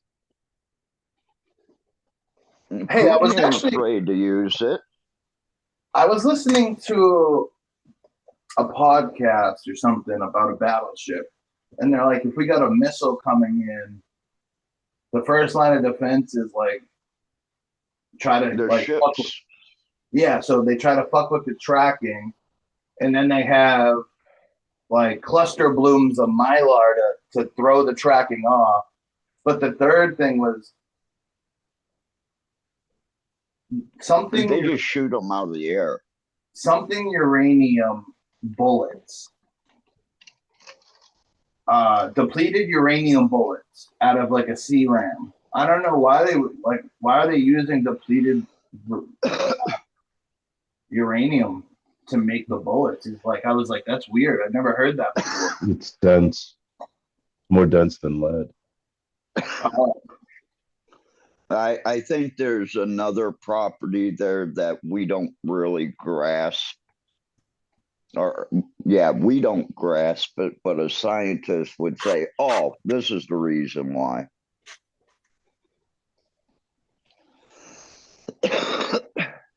It's more dense. I think that's the only reason. I watched someone the other day make I don't think it's harder. Uranium's kind of That's what soft she normally, said. but was it's trying much to make- denser than like two some. Might be like twice as dense. I think lead's only like around 100-ish on the table. Uranium was probably like 250-ish. Then it should be using like titanium tipped. Fumi Yeah, says well, we've might had have it, yeah. Fumi says we've had rockets landing within a few miles here. Yeah. Mute. It's definitely in the war zone, not a place I want to be. No. All right, one more joint. That's why That's I what I'm was so saying. enthralled with GW Smoke Break and Kevin Jordy's trip to Pakistan and that region, because yeah, that's not a region I really want to go to. I want to go there, but I think I'm still too white even living in Thailand. Gotta brown it down right quick. Know what I'm saying? I'm kind of sad. Jinx Proof usually comes to the Harvest Cup, but it doesn't look like Mr. Soul's not coming back either. They weren't making. Well, when you're traveling in to the event and you're actually like paying for the booths and paying for your own hotel, they're not flying you in and stuff. It becomes a lot of money. And the booths are. So think about this. I think the booths here are 1750. Wait, I'm coming here to fit food. I'm sorry. There are very few people that I would give a free booth to, let alone a night's hotel. okay, so a back wall single booth is 800, a 10 by 10. A single booth, 10 by 10, I guess not against the back wall, is 1200. A double booth's 2000. Back wall end cap, 3000. Back wall end cap. That And- does not make any sense. It's like, yeah, it's like you got to think they have it like zigzag pattern so you can walk up and down the aisles. And there's the end caps where the competition. You can't have a walled end cap, really. I think they're just saying against that back walls, like against the back walls of the event. Yeah, I'm understanding that part, but you can't have an end cap back wall unless you're coming through an entrance way, not even an entrance way, because an end cap is three sides. So this would, I guess these ones right here would be considered the regular end caps. And then these ones against this wall where the entrance is the No, ones I paid $1,200 for those ones right there facing the entrance. So these are, hold on, let me go back. Because you're paying for the people walking right through the door, and if you've got a smoking deal, you're going to be making bank. So that one, the back wall end cap, 3000. Cake. We got cake. I just get one with a back wall. But you got to think like on top of staying $800. staying for 2 days, paying Oh, for it's only 2 Ubers. days. Yeah. Do you have like a YMCA around there to take a shower? Yeah, they Stay in do the actually. van. Here, I'll show you. Or a truck stop. It's about $10 now for a shower at truck stop. General admission, 2-day weekend passes. They're expensive. They're kind of expensive. How much are they? We're gonna look. Hold up. Weekend pass. Sure. 50 bucks, 150 for VIP. Wow. We're And gonna what be does the VIP give you that a regular one doesn't? I know it gives you a smoking lounge to go to right off the floor. Hold on, I gotta go back. It's probably an indoor smoking lounge or tents outside with heaters in them if it's cold. Nope. We did that in Michigan the first year. They And got a little then area where you go somehow out and smoke, but everyone's allowed there. that where they hold the hash bash cup, that's inside a hotel and they puff tough. But they rent the whole hotel out, and then he pays like $30,000 or $40,000 to have people come in and disinfect the whole hotel. I'm trying to figure out how much. But when you're taking $110 a night rooms and you're charging literally $300 a night, I guess you can get away with that.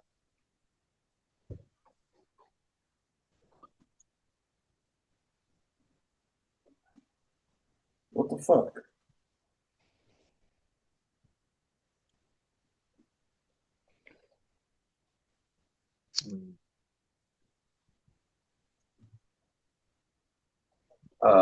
But I can't figure out what the fuck they do. Hey, hardcore. Get tickets, and then it brings me to Ticketmaster. mhm. It says the Harvest Cup, Saturday, Sunday weekend pass, 1 day, 1 day. Yeah, but they're not going to tell you everything that goes with the VIP pass, probably.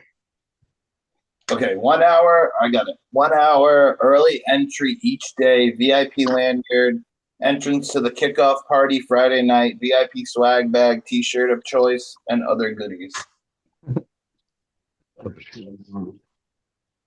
Okay, so everything that they get given, they throw in the bags. It doesn't cost them anything because the sponsors are giving them shit. I just sent them 10 packs of seeds to throw in. You get 10 packs of, or 10 seeds of smashy shit. The biggest thing That's a there, good name for though, your seeds. is Smashes shit. Tighter. yeah, is the 1 hour early entry, because getting in that 1 hour early could make you or break you if you're trying to start some things. Be safe, Fume. Yeah, later, Fumi. Be safe, brother. So it does get real busy. Every year that I've been there, Saturday is usually the real busy day. People buy a 1 day pass for Saturday. Sunday is usually more of like, there's a steady flow of people, but it's a little bit calmer. Now, see, when I went and did For the Sunday. national sports card shows back in the 80s and 90s and even the early 2000s, I would buy a dealer's pass. And that would allow me to get it in when the dealers are setting up. That would be the one to get.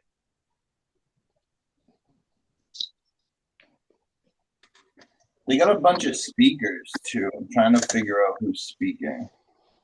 Now, that's the only people that should be compensated by like a hotel room, possibly a flight in, meals, are your speakers. Ed Rosenthal's usually here. Yeah, well, Ed's starting to forget a lot of shit too. Oh yeah. I was talking to someone. He's like, I went to go. He's like, I went to go see Ed, and he doesn't even remember me, and I've known him for like 20 years. Yep.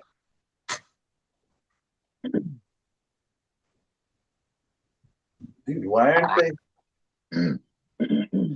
I'm just glad my little altercation with Ed happened to have another breeder standing there. Laptop. I can't find a like who's speaking. Yeah, I'll have to. When is this by the way, Smash? 11th and 12th November. 9 days.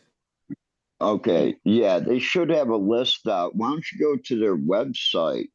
That's where I was. And they don't have. Oh wow. It says. Wait, I just got on, but you're talking about a High Times event? No. Oh, because I know there's one of those in Massachusetts coming up. I saw an ad about it or whatever. So this is what it says. 2023 schedule. Find out who's speaking when, sort by your topic. And there's just nothing. And then, yeah, that's either a glitch or, yeah, it's a glitch probably because they've had to have those speakers locked in for 3 or 4 months. I'm taking You a have to picture lock right some now. of the speakers in at 3 or 4 months, 6 months out. Yeah, I'm taking a picture right now to send to her and being like, there's nothing. I'm gonna be like, I was on my normal like podcast with the homies, my buddy D's channel, and I'm gonna be like, we were looking, and there was nothing coming up for speakers because I was trying to tell people who was speaking. Are they fairly new at putting on these events? No, this is 6 years. Oh, well, And in 6 years, you should have it nailed. even though you can go back in that certain era at High Times and look at the speakers and panels. They used to call them panels.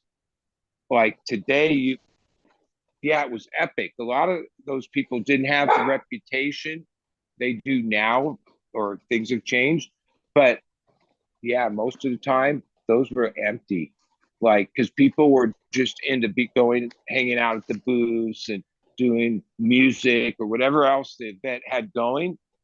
That, yeah, I can remember walking in. A lot of times I'd go in there because it was air conditioned and stuff to cool down for a minute. But yeah, there wouldn't be that many people for a lot of those. And those were like epic panels with like people that were worth listening to. Same people that are worth listening to today, but 10 years ago when things were different, or they. So it was popping 10 years ago. My lights are off right now. And yeah, you looked at an old schedule from High Times Club like San Bernardino or Colorado from 10 years ago. You would look at the panel speakers, because part of it, whoever was putting that on would try to bring like 2 or 3 people together. And some of that was the magic that, oh, so-and-so and so-and-so and so-and-so. Even at that time, speaking freely or talking game and all that was, we were still really hush hush. Yeah, but I can remember always realizing, or yeah, there weren't that many attendants. Today, if you put those three people in a room, it'd be packed.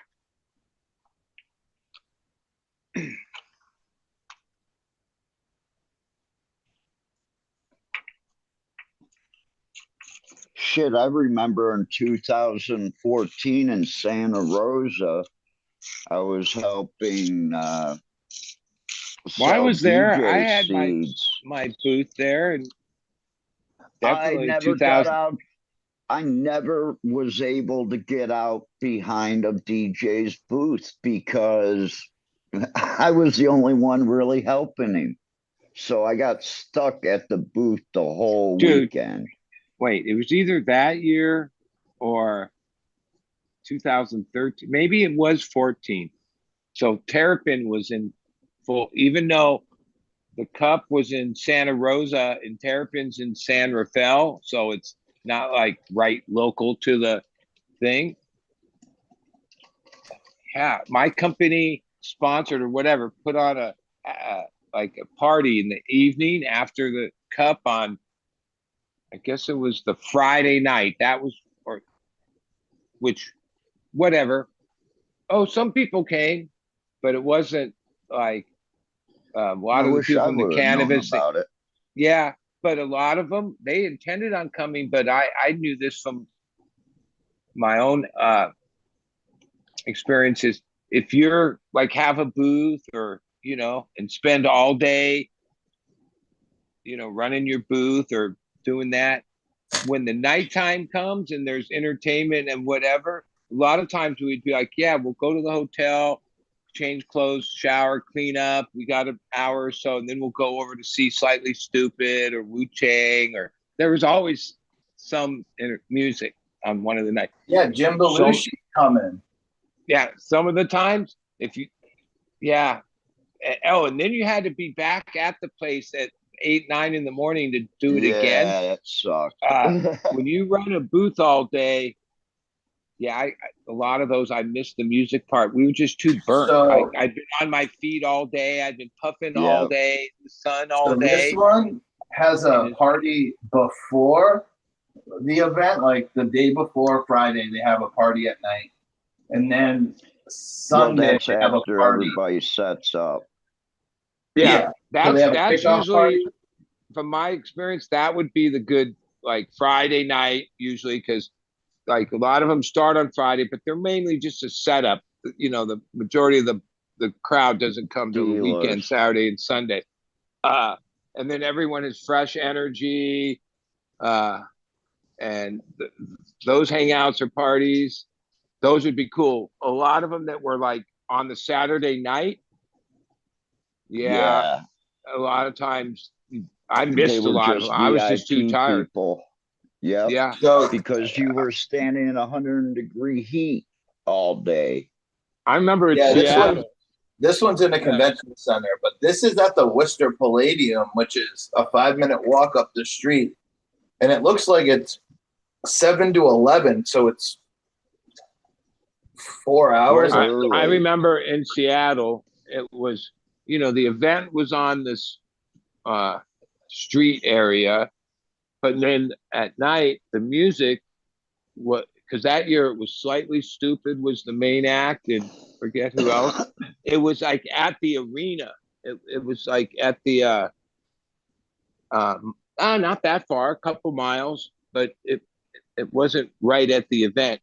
And we'd been at the booth all day, and because I still like Slightly Stupid, but yeah, you want to like it was eat me, and then Zooey, relax. my wife, like to have my booth. There'd be like 5 of us, 6 of us that we'd fly up there and work, and yeah, we did. We made it there. We got to the event. Music was happening. We moseyed into the crowd. I think we made it like a song and looked at each other and we're like, oh fuck, dude, get the fuck out of here. We were like just so tired. There was nothing left. Freebies. Let's see if I got that picture. I got someone at After a day of a conference, someone at dinner literally passed out at the dinner table. So these are Yeah. brutal. They're I mean, brutal to go to. That I've gotten whole my thing. little system down though. When I go to these events, like I know who's going to be there. I know where I can sit down. I know I show up and I sit my ass down and I just stay most of the day in one spot. And people come hang out with me.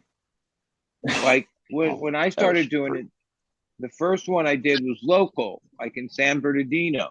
So that was like easy. We could just drive our truck there. We had our tables and tents and all the stuff. And even then, we were rookies. We learned. And then I didn't go to all, but no, for a few years we went to Seattle, Colorado, the Bay Area one. I think there was maybe one other city we did. That was a whole other thing. Like, cause then you would have to like find rental places, like getting all your stuff there, getting it all back home. Yeah, to travel to one of those events. Oh, that was a grip of work and expenses too. But they were fun. They were fun at the time. So Yeah. if it's two days, I usually go one day and kind of just chill. And then when there's not a lot of people, the Sunday's usually a slower day in general, and it's like a little slower pace event. I like that. But like the Freedom Rally, it was fucking hot, and I waited till the sun went down to start walking around and shit. So I wasn't fucking standing out in the sun. Yeah. April 11th. Well, yeah, because then in between all this, Dougie used to throw, what was that called? There was like another event, Chalice Cup. And High Times used to do the ones in San Bernardino, not at the worst time of year as far as weather, but when Dougie did his, I think that was 17 and a couple years, there was the Chalice Cup. It was the hottest days of the year out there, like excess 100 and something degrees. And yeah, we had a booth the one year, but we were just like same kind of booth and tent set up that we would have at the High Times Cup, which would be hot. It was sunny and stuff. But at Chalice, that was like when certain bigger brands collabed and had like professional big ass tents and had like air conditioning pumped in. And like, oh, that was the only cool spots to be. And they were packed as fuck. But like if you were just like a regular booth without AC, oh, it was brutal. There's our beloved Kevin Jordy after a conference in Michigan. He was smoking my Death Star that day. Nice. But he's literally sleeping at dinner. That's all. That's what I was talking about. Death Star. Well, someone like him is he's so busy at these things. Like he's talking to everyone. He's usually there to speak and everything. Yeah, and consume like most of us consume, and then there's like mega consumption. Like, yeah, it's hard to consume that much and be active for 8, 10, 12 hours. Like I did a lot of concerts. That was a different rhythm of partying and all that. Like having a booth at an event, oh shit, that was serious work. It wasn't fun. So like by the time Monday rolled before, around, it was and you got your ass -7. back home, you were completely wiped out. Yeah, You probably had a little too much sun. dehydrated, smoked out to the point of like. I drink a lot of water and Gatorade. I try to, especially if I'm outside of it. So I'm in chat talking about like VPD and stuff. My grow average is 1.46 PA, which is right in that green zone. And it seems to be doing really good right now. So I've been trying to like keep an eye on it. Leak. A flyer around. So do you know how much relative humidity is in your room to get it at that level? Right now, average Yeah. is 55.6 for the last hour. Okay. That's what I was thinking, that I was going to have to cut down my humidity to like 55, 60%. Wow. Let me see. I'll find a VPD chart. Give me a second. Which means that basically I'm going to have to go in and install dehumidifiers in a greenhouse. Okay. Share. Those are fucking like $15,000 a piece. So, right Like now, well, Quest. Yeah. Well, it depends what size. I don't know about. I mean, I have a relatively decent sized one that was like 3,500 so many years ago. They have like the 105. I forget all the numbers, but yeah, some of them I've never I got seen one you for like 15. a 5. But they definitely go up to like just under 10 grand. I know for like the dual. Some of them have dual. Oh, Cameron. so Yeah, if you look right here, my room is 79 right now. You go over and you want to be in the green zone right here, which is 56 humidity. It starts, it's a, Here you go. hold on. It's hard to Now read. is the I was about to say the temp. What do you think of this coin? And what days does this green thing go from like the beginning of flowering to the end of flowering? That's No, why the graph just goes all right. up. So yeah, this side. You see my mouse? We got 3 black somethings. No. All right. So the left side is temperature. The upper is relative humidity. So Yeah, I you go got down. that one. Yeah, you go down to the temperature, then you kind of go over, and you want Okay. to be in the green zone of the temperature you're at. So Where's ideally, 85? so there's 84 and 86. So we'll go at 84. 86. It starts at 60. You can get up Okay. 62 to 58. Okay, cool. That won't Is your be hard to green do. well, this last week, I mean, we have them installed for this particular condition that happens periodically, but right now my humidity where I'm at is 11%. It's been like Wow. 9 to 14. We're in the Santa Ana. It's been, the news says, oh, low clouds are coming in. It's about ready to change and break. But then I don't do it here, but I just haven't bought they're not humidifiers as much as they're foggers. Like they put out a really fine mist. But yeah, we have to add humidity when it gets like this. Even Yeah, though the I rooms can are buy- sealed and there's a certain amount of moisture that is, from watering and the reservoirs. Yeah, once it gets like single digit or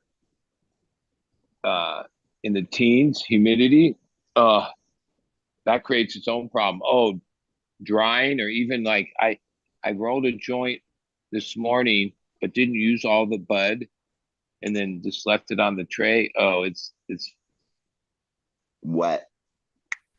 no Christmas. It's like it's You're 9% crispy humidity. dry, I'm wet. Even what I noticed, like I get aggravated by the crinkle sound of turkey bags, right? And these ones are actually new, but when it gets that dry for a couple days, yeah, the turkey bag changes. It's like it's still works. It seals it up and stuff, but yeah, Yeah, but it's already they bone dry. yeah, that makes all this crinkly noise. It's like, oh fuck. When the humidity's like 50, 60, nah, you don't see that happen. When they get old, but like, yeah, that's that humidity, low humidity's a bitch.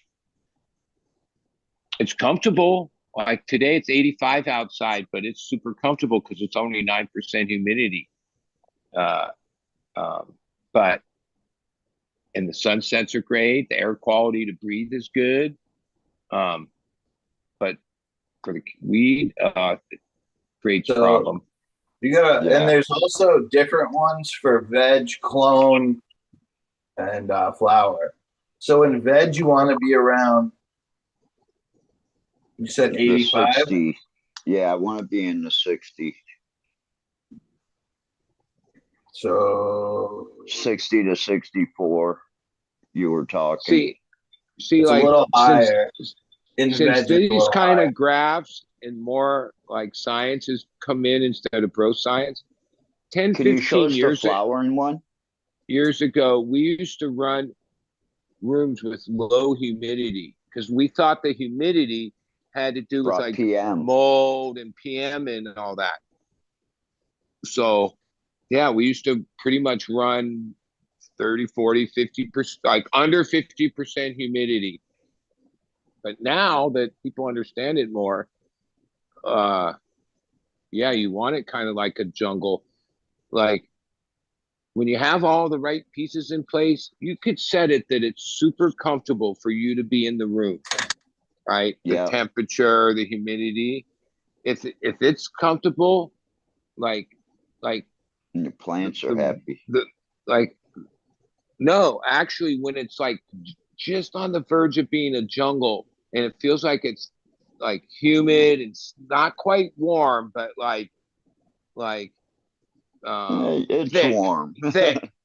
The plants do the best there rather than that dry humidity. That was Yield wise posted, and but yeah, they have and- different and charts, but they're all pretty close. wasn't that called the DLI or something or no? I don't Daily know. light intervals, or No, wait, there's another No. one that is the humidity, the P temperature. PFD.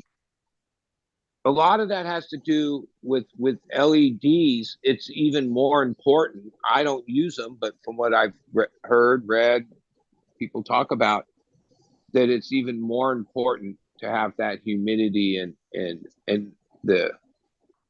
It begins with a D. Wait, somebody on here must know what I'm talking about. It's like it's basically a chart like what you're showing, but it's just the humidity and the temperature. There's a number a scale that is created from that.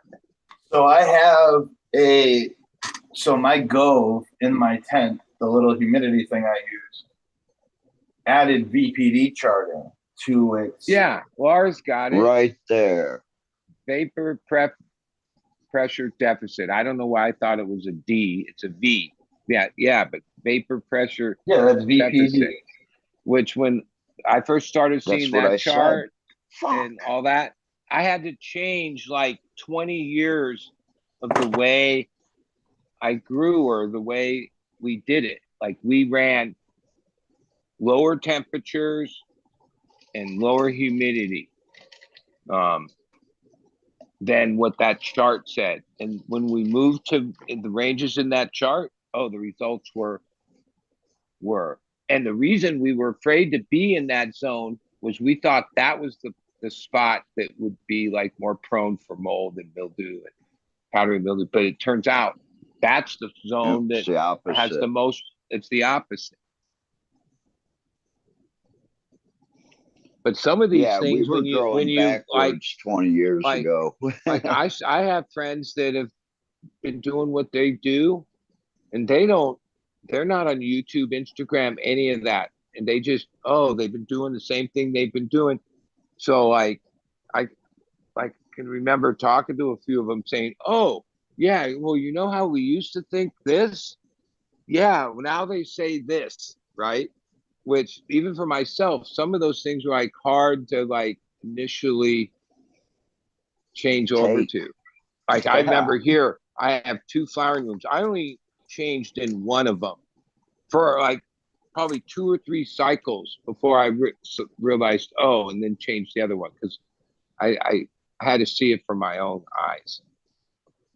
Yeah.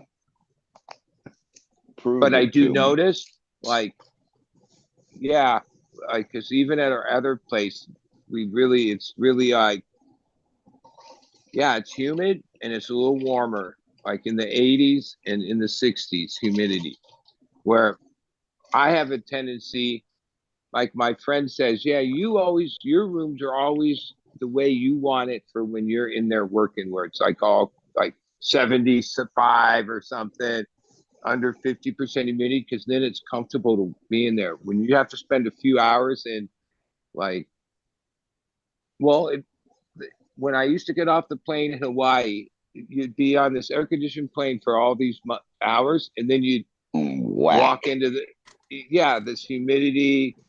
That's what a grow room's like. Like, yeah, that's not always that comfortable to sweat and work in and have like brow sweat because it's so humid and a little bit warm.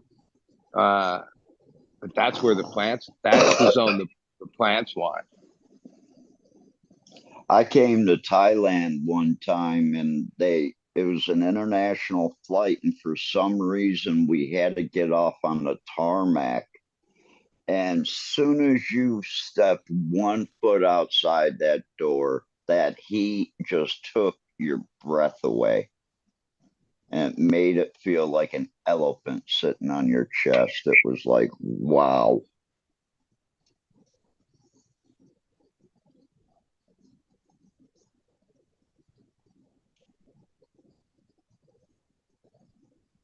Crazy.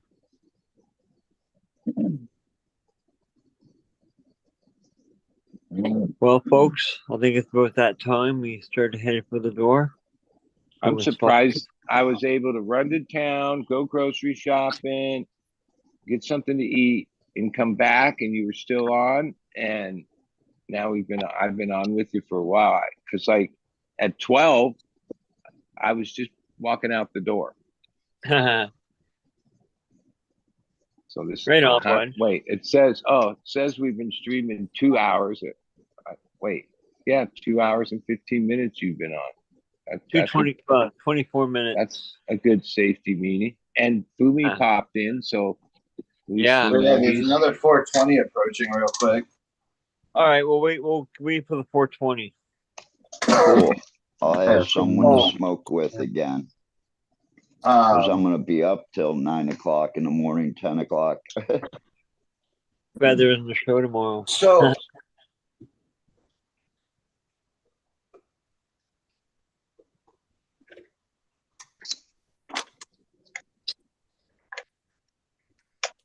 if we can keep the show going to about 11, 12 o'clock, that's when the shops open up here. They open up later in the day. There's only a couple of them that open up early. And my friend's shop is one that opens up early. And I asked him, and he says he does quite a bit of business between 8 o'clock and 9 o'clock in the morning, because everybody's grabbing like a brownie or a couple pre-rolls and then going out for the tour for the day. Now, a lot of these places seem like hangouts. You know what I mean? They got video game, lounge, whatever. What happens there at like night, like from 8 at night to midnight? Is that I would assume the place around the corner is packed. The young people, if there's a place they could hang out and that's where they're at, right? On a Friday or Saturday night, the place around around the corner from my house, the reason why I want to have meetings there is they have a big open front room. And you can probably, they have seating for about 20, 25 people, but you could probably get another 10 to 15 chairs in there. But they are packed on Friday and Saturday nights from like 8:30, 9 o'clock until 2 a.m. There'd be 30 people in there at 2 a.m. Holy shit. Well, what happens, a lot of people get off work at midnight and then they go out and party for 2-3 hours to unwind. Yeah. You And know, now like instead of here's going to the like bar, they can go to a pot lounge. last night I was watching that stream. I turned D on to the guy that drives around like independent news guy, because it was Halloween and he was in Hollywood, and it was like he was popping around where the clubs were letting out, which is part of what he does around 1:32. Wow. He knows like, oh, this place is, you know, and he'll park across the street and just film. Now, last night was everyone's in costume. They're all, but one thing you see is like a bunch of fucked up people, like seriously fucked up, stumbling out of whatever, the club, the nightclub, wherever they've been drinking, right? And yeah, they're like, you know, swerving down the street. Sometimes they're arguing with each other. Whatever makeup they had, or they're all tore up looking. And somehow that's okay. But if there was a similar thing where people just consume cannabis and time to close, and there's hundreds of people leaving, they wouldn't be like that. Yeah. Right? Like no. Drunken I see that all the time. I used to work as a bouncer, dude. I always fights at like bars. And that, to me, as they're still not like really moving forward with consumption, public consumption, or business lounges or restaurants or bars being able to, you know, serve cannabis or have their place built on that. Yeah, that would be like, well, one thing is okay, how is the other not? Like, because even though the drunk thing isn't really okay, it's part of our society. It's part, like, we accept that. You know, that's cool, or that's just that's a Friday night, or that's Halloween night. But like when I was watching last night, like people just so fucking drunk and like obnoxious. Was that LAOC or the It was the other guy, AXN. Yeah. Yeah. I'm gonna go back and rewatch that. Oh, and there was cops everywhere. Like there were cops everywhere. Awesome. Like the presence of cops. Like he was on Hollywood Boulevard, which well, yeah, that's like a place where people, a spot to be. If you're really into costume or whatever, you walk up and down with all the other people, like cosplay. So there was a lot of cool costumes, that's for sure. People were, yeah. Well, I was out there for the Hollywood Bowl show with you, bud. And after the show, I went and walked the Hollywood Walk of Fame, the stars. And the people dressed up even the night before Halloween because they're into the cosplay stuff. That was a Halloween show. That was epic. I forgot about that.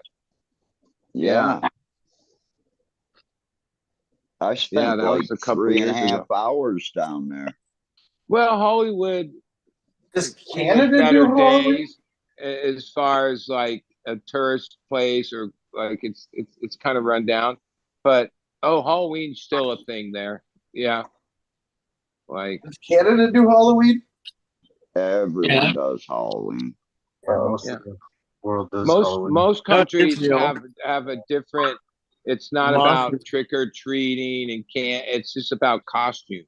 Like it's the year, one day a year you can dress in costumes, and or some cultures have other holidays that costumes are like part. Like even Mardi Gras is about costumes in a way, and yeah, stuff How like you that. who you are. People love to party when they're in costume. Yeah, they do. That's funny. Hey, Christoph.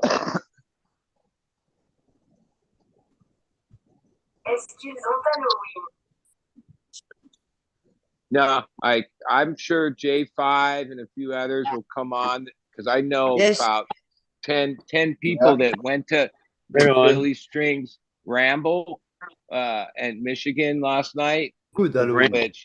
which it was like wrestling themed. So like they had this ring, everybody in the band was a different character from wrestling, and the roadie, and then they had fake, like Billy Strings broke his guitar over his roadie's head, and like it was all wrestling themed, but they had like really good costumes. Like Billy Strings had like a fake he was Hulk, and you at first you couldn't even like when you first seen him, you didn't even recognize it was Billy Strings with all the stuff he had on. It was good. There's clips of it, I'm sure. It was like they'd play a song and then there'd be some wrestling thing. Like he stayed in character. He talked as Hulk the whole time. That would have been And hilarious. I'm not into wrestling, so I don't even know all the other characters, but they were all the famous characters, mainly from the past. Macho Man. It was entertaining. Like it didn't distract from the music that much. I think that highlight of the night was, well, one, Billy Strings was playing electric guitar most of the time, and the band. And they did one segment. They did Sandman, that Metallica song, but Billy shredded the fuck out of it on guitar. And they did Voodoo Child. They did a bunch of covers, like rock and roll style. It wasn't your typical Billy Strings bluegrass thing. He was shredding on electric. There's a Goose Halloween show from like I think 21 or 22. I feel bad. They all dressed up as Austin Powers people, and they did a bunch of covers during that show, and that show was fire. That's one of my favorite Goose shows. There's these two guys from somewhere in the East Coast that are Deadheads. Now, of course, in any of the costume shows of Dead, they always wear it. But over the years, they wear it almost every show they attend, which they're Deadheads. They go on a lot of shows. They might just be friends. I don't know them personally, but they have like the Mario and Luigi, that video game, and they look like they look.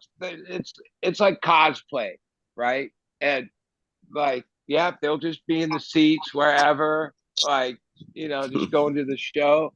But like, they trip me out because, like, yeah, especially the Mario guy, he looks just like, well, Mario's a fucking cartoon, so, but he looks just like it. The whole outfit, everything, and they're like always at the front. Like you could go watch old Dead shows when they pan to the crowd, and you'll spot them for like the last 10 years. Brian's asking for the link. Yeah, I'm just gonna post. Shutting her down. Well, No, yeah, I'm sticking around for longer.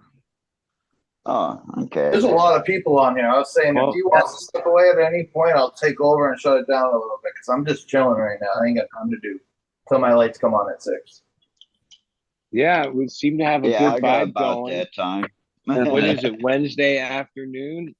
Yeah. Yeah, Yeah, well, Thursday morning. November. Like I realized, wow, what like maybe it is when you get older, but like, wow, this year really went by fast. Like, holy shit, it's pretty much over. Yeah, it did. Even today when I was in the store, the normal aisle that has the candles and all that, all that whole aisle was gone, and it was all Christmas shit. Like, holy fuck. We got Thanksgiving yet. Come on. We Well, gotta that have the type of turkey stuff. shit for a little bit. Yeah. Well, actually, what's in my oven right now is a pumpkin pie. Oh, if you It were was gonna on say sale. turkey, I'd kill you. It was on sale, and right next to it on sale was the Cool Whip. And I thought, oh yeah, I like pumpkin pie, and with a little dab of Cool Whip, and so yep, it's stinking up the whole house. What'd I you like say? it. Whip it. I actually put my reservations in for Thanksgiving dinner because the one restaurant actually dropped their price this year, and it's only $25 for the buffet. But to go out and buy a butterball turkey here is like $145 to $175. Well, I don't think it's that much here, but I know just from being a person that shops at the grocery a lot. Oh wow, everything is like even 4 sticks of butter. Like the cheap butter's $4.99, and some of the better butters are like $7, and staying steady at that. Bacon, oh, it's like $7 for the little thing of bacon. I can't imagine what turkey like. Yeah, like I know there's always a thing on the news where they show you like so many years ago how much a turkey dinner for family cost to now. Oh, we're at like ultra, like, yeah.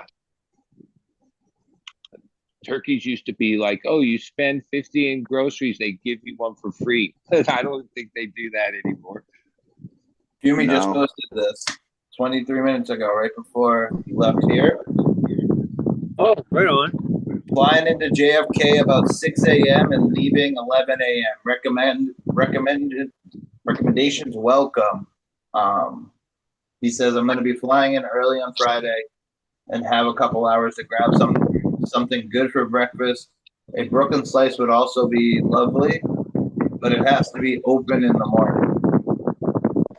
Well, I mean, one thing, JFK is X amount of time, depending on traffic, away from the city, right? Where depending on how many hours you have, but there's plenty of things, It's but going ultimately, in and out of security though that you're gonna but yeah, that can eat up time. I've had layovers where I thought, oh, I got enough time. I'll leave the airport and then I'll go take a cab, get something to eat, and then when I actually got there, I realized, oh, then I got to be back in. A lot of times I'd be like, I'll just sit here, fuck it. They yelled at me because I Unless kept you going. have like 8 hours or something, and even that becomes short. Like, oh, by the time you get there, wherever, and you're basically just coming back. But if he hasn't been able to puff in weeks and weeks, I'm sure that from what I know of New York, somewhere 2, right 3 around hits. the airport, Yeah. there's stores. And the important thing, at least, is that Fumi's going to be back in the States. As opposed to Yeah. that Yeah. fucking place. Yep. That's exactly what I was saying. I wasn't saying shit until he reached down here. Yeah. Yeah. Well, Here's Dead Fish fan. What's going on, guys? I imagine they have smoothed this stuff out a little bit. It's been whatever, Nah. 3 weeks No, now. it's still crazy. No. No. No. I've been watching cams and everything. Israel It's gotten worse, actually. Israel just downed a whole city block almost in Gaza. I And then hear you've got being yeah, called it's into pretty, Iran. yeah, it gets complicated. Iran Like took ultimately, all those missiles and put them up there. you follow the money, and over there, following the money leads you to the oil. And Yeah. oh, don't forget that Saudi Arabia and Iran are like mortal enemies, right? Like I'm not Yeah, but like yeah, but you can China say and Iran is Russia doing got all them this, together. but yeah, but and just due to how much money they have and influence they have, I'd be curious to know where their paws are on all this. Like, you know, because ultimately, yeah, nothing goes on in that region without them involved. It's not like they're quietly staying off to the side. No, they have a position and support something. Most But likely, these countries got to understand, though, that one push of the button and Israel can rewrite the map. Yep. I mean, they're yeah. nuclear power, and how are you going to Wow. defeat a nuclear I mean, power? maybe Putin would be foolish enough to threaten that. I don't even think that's on the table. They don't need to do that. They could just, you know, it's not. I don't think a nuclear. Now, granted, after years of getting pushed around and your people beat up, you can only take so much.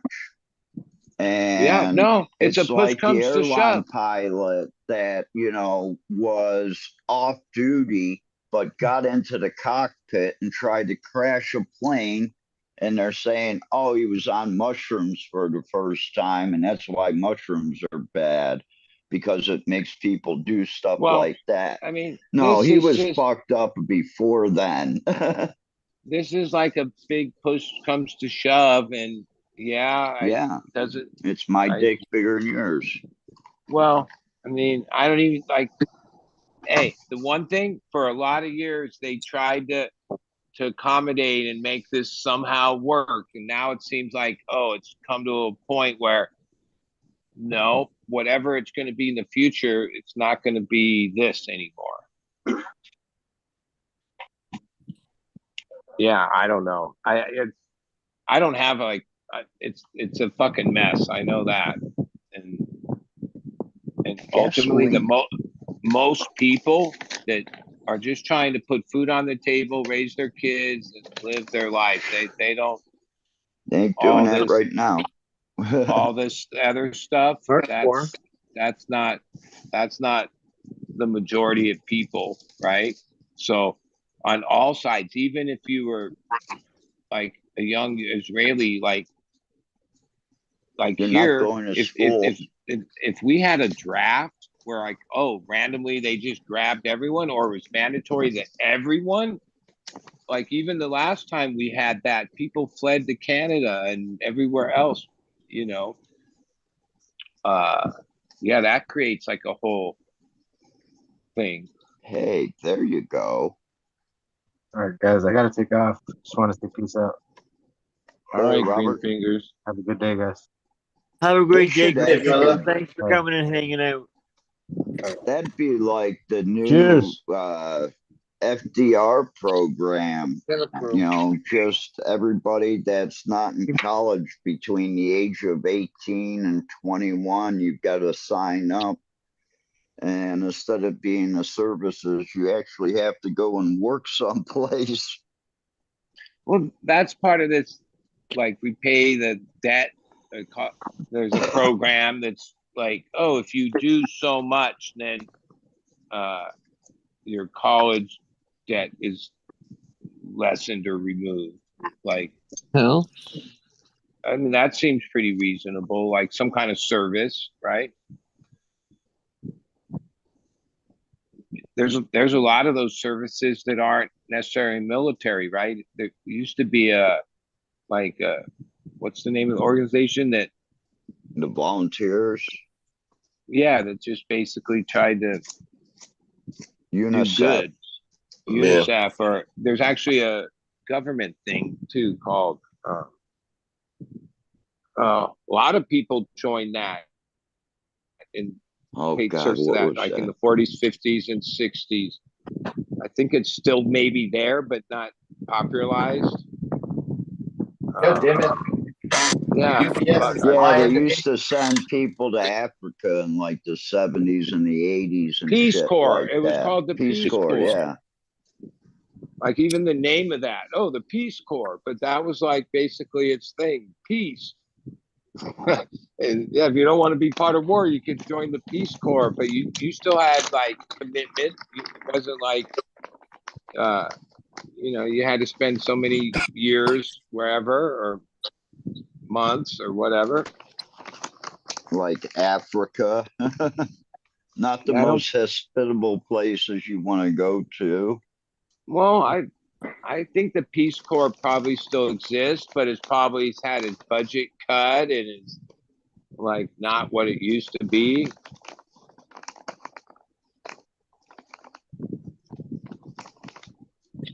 Man, this gasoline still smells good after fucking 8 months. Nice. Let's focus on black gas. Let's smoke gas over here right now. Actually, that's pretty funny. Oh, wow. So, You and your black ass. Doesn't your wife get mad that you're after black ass now? Yeah, he likes it too. When I was listening to the recap that Kevin Jaltry gave when he went to Pakistan, the thing that stood out to me was he was saying that the flowers that they saw crying and curing, because everything's made into hash there, and they don't really do it with like 60 in a cool room. Some of it's even dried in like A shack. yeah. so if you They're move to like Canada, basically like gassing off. Like, a lot of the strains are gassy. Like that's really where some of the gassy stuff came from. But why that's Yep. not in the normal hash products is they're not into the gassy. So like the curing process basically gasses that off, or like when they finally make hash with it, the gassy smell's already dissipated off, and they're not like trying to capture that gassy thing, which over here that's one of the most popular profiles, right? Here in Thailand, it's Yeah. starting to be one of the sought after profiles. And I said, wait, you guys haven't seen shit yet. We got chemical, we got gas, we got earth terps, because I think what they were kind of getting at was that Thai weed was actually getting them just as high. And they wanted something that would put them in a couch, not keep them up. They want a different high than it can get here. Well, the few real Thai sticks I had, which was like a few different times, but I had a lot of Thai weed. Like as far as like we looking at the weed, how crusty, it wasn't all that. It was like kind of more of a commercial weed. But somehow when like you smoke that stuff, it was like straight fire. Like it was like some of the best weed, but it wasn't because it was grown really well or looked really No, it was well. completely different to you. But The high was somehow, completely different. and I would think that we were barely like 10 or maybe 12% THC weed, most of that. But that had nothing to do with why it was so fucking dank and like it yeah, and that went on for a lot of years, like 10 years of my life. Thai weed was just like a thing, and I guess there were they some just batches that were fake. Like I remember when certain people tried to sell like quantities of Mexican weed and claim it was Thai weed, because Thai weed was like what had the highest value before there was green weed that came around. Thai weed was like, oh, Colombian and Mexican and all the other commercial weeds. They had a certain price per lid or whatever. Oh, Thai weed was Oh. like expensive because it was fired. I remember coming across this guy in the late 80s, and he's like, I got homegrown, and no one wants to buy it. And in the 80s, when someone said they had homegrown, you It were used to kind of suck. like, Yeah, it was yeah. crap. And I went back to his tent and he showed me this and he says, no one wants it. And I said, what do you want for all of it?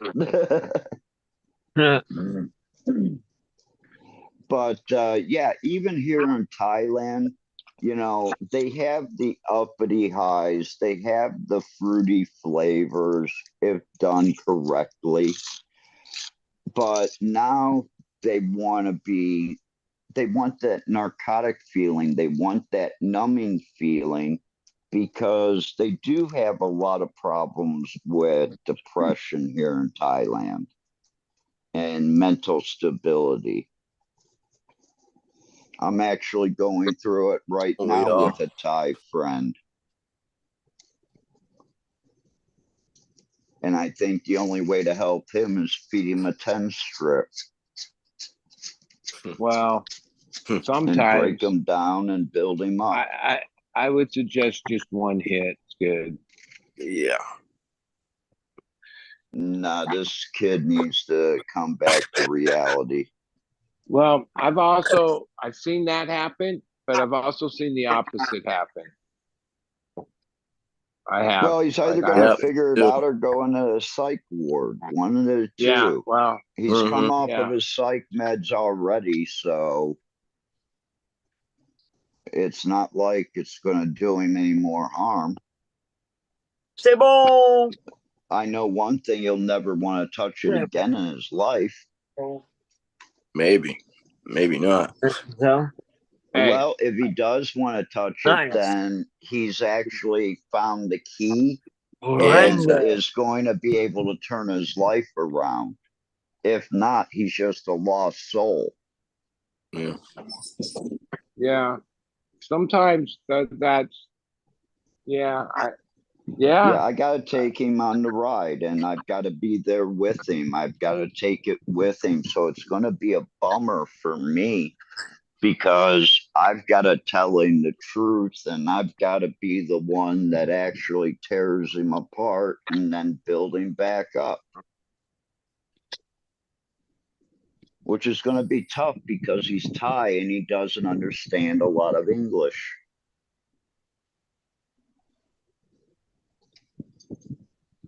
Well, I would walk carefully.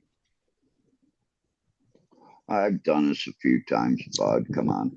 Oh, I know, but sometimes it takes Yeah, like that's it's what I not was just talking about. one experience. Sometimes it's like a gradual thing, you know. Like I can fuck with someone pretty good.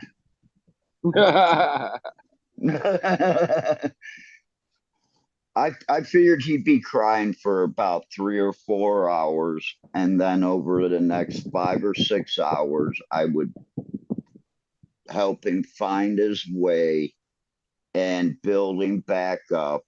Because when you tear somebody down, you have to build them back up into somebody that they feel has worth in life. And if you don't do that, then you just fuck somebody. But if you can do that and you can give them a guidance and they can actually see it themselves where they need to change in their life to become a better person, that's what we're hoping for. And that takes a long time to build the person back up because they're usually crying through a lot of it because they're realizing how they fucked up in their life and how they've hurt this person and they've wronged this person. And then you have to tell them, but yeah, you helped this person and you helped this person. Yeah. I tripped with both my kids. We just tripped this weekend. And I tell you, it's made them better people. I seen a big difference. Yeah. Dosing. Huge. Like both of them in their lives have changed. They're adults. The way Say they that. look, the way they look at life, the way they look at the world, the way they Exactly. look at everything has changed. And, it's pretty cool.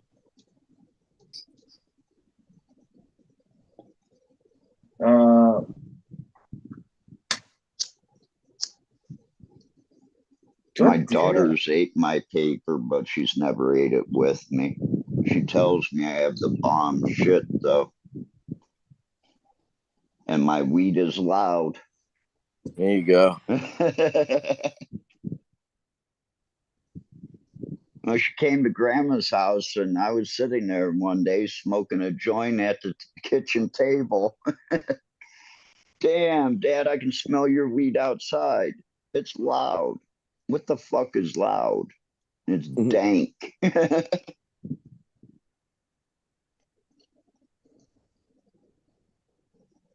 I tried getting my daughter into growing. She didn't want anything to do with it. That's like Yeah, I my think sister. I tried to get my sister to grow. She smokes weed. She loves edibles. She's like, no, I don't have enough time. my kids could definitely pull off a grow. They've been seeing it since like '96. Man, they could definitely do it. They just don't have space, to do it. So I kind of do it for them.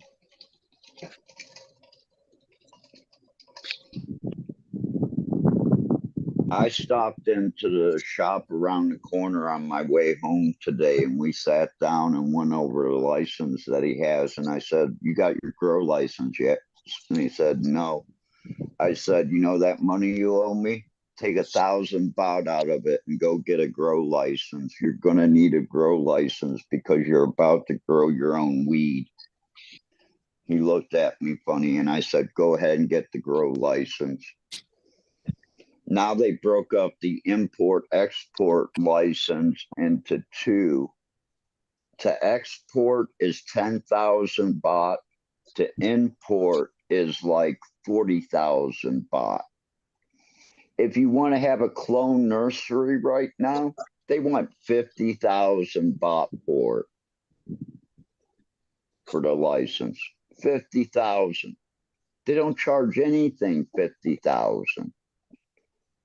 Now, if you want to open a new store, it's 30,000 baht the first year and 10,000 baht the second, third, fourth, fifth year.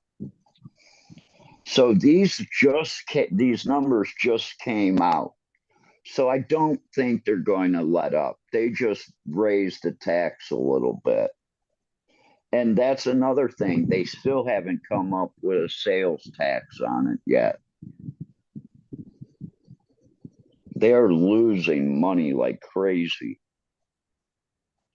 Well, I just came across a story in Massachusetts, which this is Smash World, that actually the way it's written is kind of uplifting.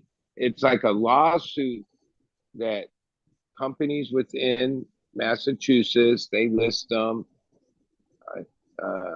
big, what do you call them, MSOs, filed a lawsuit with Merrick Garland. That means all the way to the U.S., the top guy in the law, in the Fed.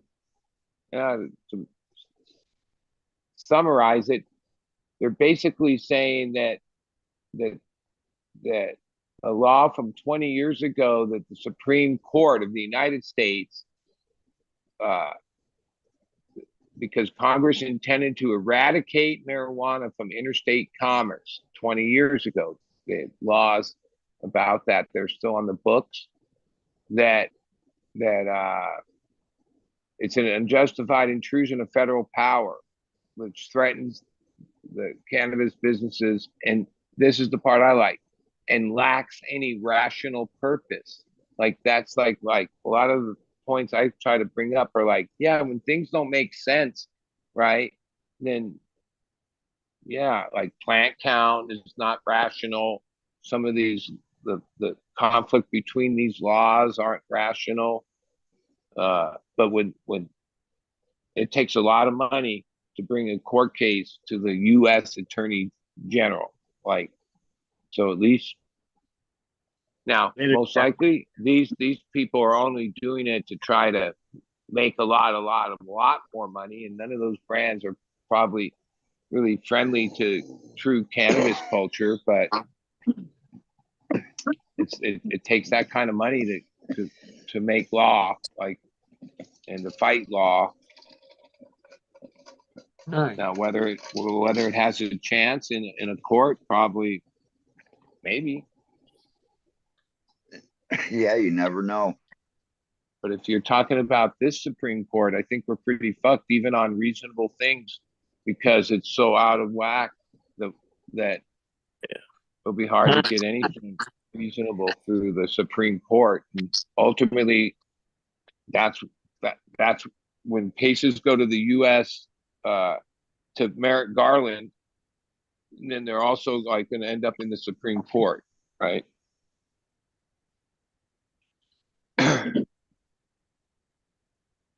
Which eventually there will be like a serious law in front of the Supreme Court, or argument about cannabis laws that, yeah, most likely will have merit. But sometimes, a lot of times, the merit of the case doesn't mean anything. The balance of the court is what means everything. I think a lot of people should be looking at the state of Ohio and how this, they're voting on rec this year.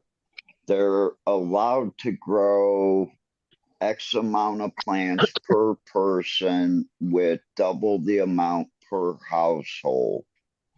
Okay, for recreational. Now, they haven't put out any numbers as far as a medical. So the medical is going to be your recreational grow. But I would like to see how they expand in Ohio. Do they just allow those that already have license to double or triple their canopy? Or do they actually allow more out of state investors to come in? Well, because if you look at the grows in Ohio, there's less than that fit on your hand that are actually owned by people in Ohio that are not part of the government. I had to throw that in there because there's people in the Ohio state government that own legal grows in Ohio. But like, ultimately, wouldn't it be more logical that the state, instead of going with the typical plant count situation, that they just, like, say for indoor and for outdoor, X amount of square foot, like, like basically your spare bedroom, or whatever space in a garage, or whatever, square foot within reason. Like, if they're going to, have plant count, which obviously that's to keep, from someone growing too much or something. Wouldn't space be more of a more logical thing than the count? Yeah. Like, the count just seems ridiculous. The state of Michigan pretty much a couple weeks ago said, you know what, plant count doesn't matter to us anymore. I guess what kind of matters to them is, are you selling it? Are you paying tax on your sales? But yeah, there shouldn't be a plant count. And it should be like roses, tomato, corn. Yeah, plant as much as you can in the area you have. Most things, when you read the tax thing, is like, oh, if you sell less than $1,100 worth a year, and then you don't have to file. But anything over 11, I'm just making up these numbers because even with roses or so, if you just made 800 a year off of your roses, well, then you don't even have to file it. Oh, you made 8,000, you have to file it as income and all that. And yeah, we talked about this last night. I think like if they use that approach to the taxation, I think in the long run they would generate more money. There'd be better paying jobs. It would be a better energy to the whole legal system than like what they're trying to do now, which seems like, especially when you know that when the feds get involved, they're going to come up with their own 30-some% of taxes that are their share. Just look at a gas pump and many other things that show the federal taxes on that item and the state taxes, right?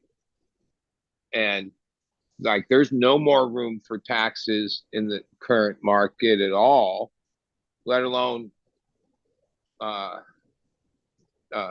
like doubling it and stuff. But that's what the future lies. Like they're not done with adding more taxes to it, not even close. Like a whole bunch of departments of the government agencies haven't even come to the table yet, and all of them come with like a price. Just wait till they go to the FDA, then you'll see how much taxes, because everybody's going to have their fingers in it by then. And like even this lawsuit has to do with interstate commerce. I don't know. I'm not involved in that enough to know. I know that is what the federal government regulates. Like what products go from what state to another. Like there's like a system of interstate commerce and there's taxation in that. And there's need because that some of that is like how you wouldn't let one state wipe out all the farmers in all these other states by over providing a cheaper product. It's like there's interstate commerce things that control California. The nitty gritty of like ultimately states don't want to just be purchasers where all their money goes to some other state, so that there's like some kind of thing where they try to keep it fair, even, right? And there's certain states that are bigger and produce more stuff and export more than other states. But interstate commerce, that's a whole other bag of law and regulations and things you have to go through to be involved in interstate commerce. One thing is selling within your own state. That keeps it simple. But once you start, what do you call it, MSOs? Oh yeah, that becomes goes federal. It can go federal too, because you're crossing state line. Well, that's what that is, and a lot of what the feds are like involved in that is like interstate, how much you pay to be able to do business like that, right? Like if you think like a lot of places, Oklahoma, California, some Colorado, they're mature markets that look at some of these new markets is like, wouldn't it be great if we could just export, right?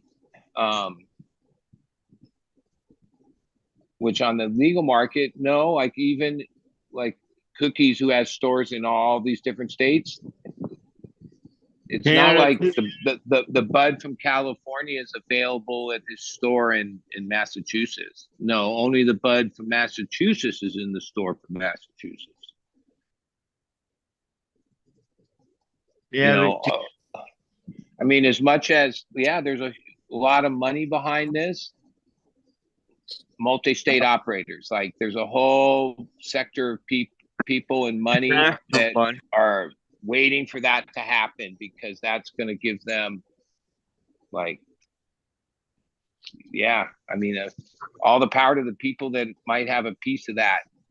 But I think for the common person that smokes weed and grows their own weed, oh, that's not going to be a day celebrated when like they finally like make MSOs like legit.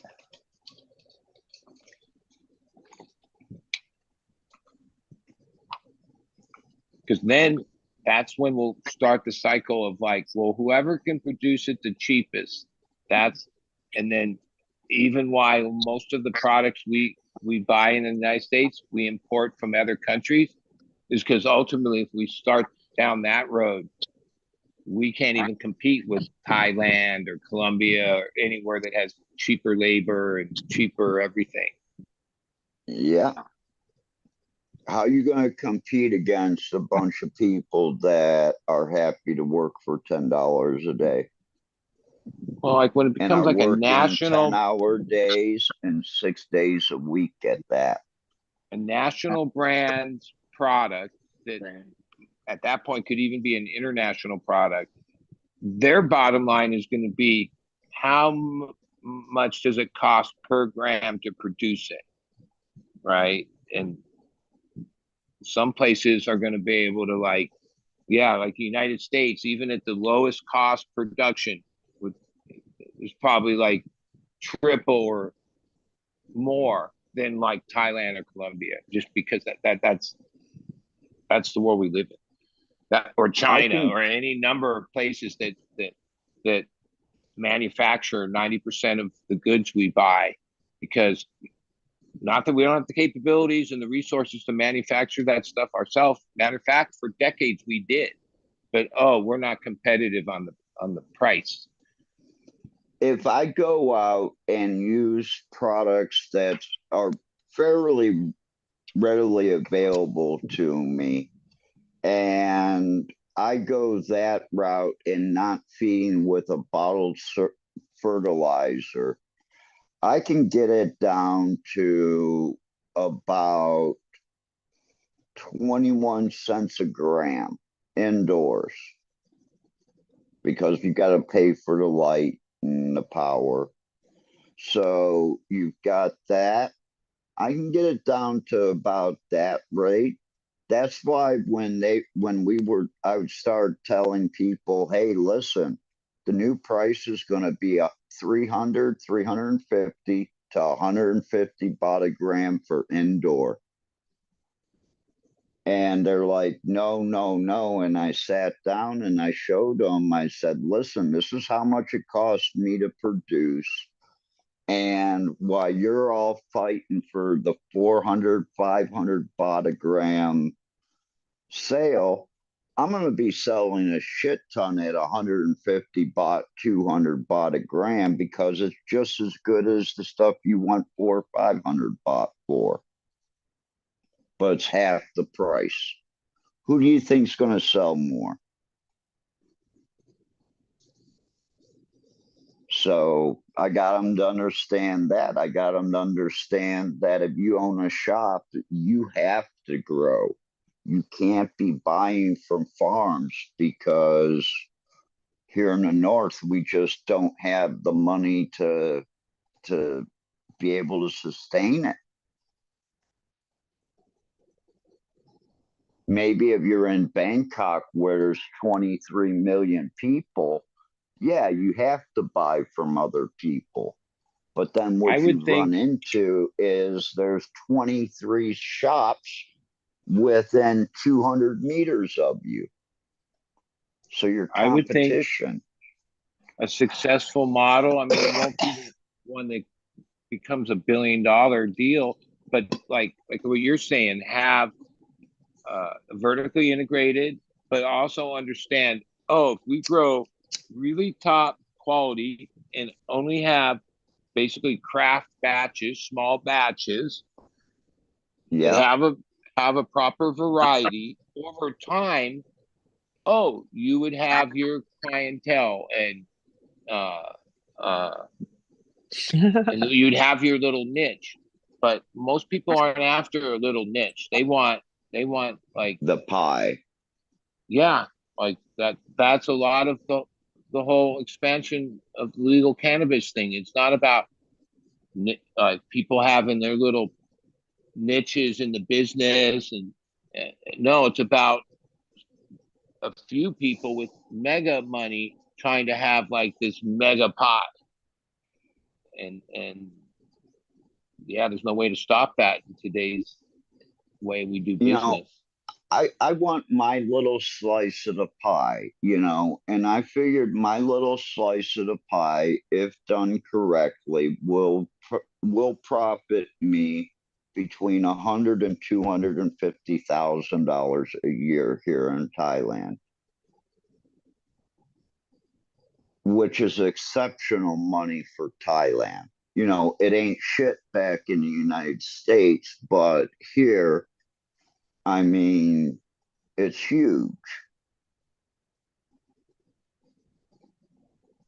But that's, just filling a couple niches for me. I don't need to have all that other.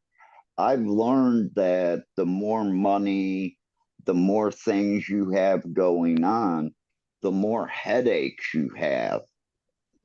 And I'd rather have a couple headaches than 10 or 11. And dealing with more money means more headaches. More money, more problem.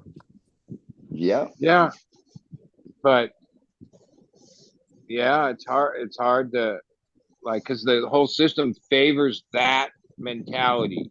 Like, uh, there's no mercy for someone just trying to have a little niche and be happy. No, because we're like a dog eat dog. Money rules, and no one's sat like the people with 1 million are trying to get 10 million, and then or want to play with the 100 millions, and ultimately at this point, if once you get on that track, oh, you got your eyes on being a billionaire. Like, oh, certain people, like it's amazing when like, wait, he was on a talk show, and when they announced him, they were like, yeah, P Diddy or whatever, Puffy Combs, whatever. He's a billionaire. I'm like, holy shit, fuck. Like, yeah. Even the interview, he talked about like being so rich that he's obnoxiously rich, and like, how the fuck did he become a billionaire? Holy shit. They kept the rights to their music. Yeah. Well, that's what happened. They kept the rights to their music, and that's what got them paid. Yeah, like yeah, that fantasy's there. Like, but like getting a few million, that ain't shit. No, but when you go from getting a few million to getting the whole pie, yeah, there's a big difference. Yeah, I mean, that comes with a lot of stress. That comes with a lot of stress, and like, it comes with lawyers. I mean, some people, and people like, looking over your money all the time, are in the right place at the right time and come up with an ingenious idea, or not even ingenious, just right place, right time. But for the most part, most people, it doesn't happen overnight, and ultimately they're living in this like gnarly stress of being driven for more. Yeah, nah. When I was younger, I remember living that way a little bit, and nah, it wasn't for me. Yeah, like you said, more money, more problems. Oh, that's all that was. Holy shit. Yeah.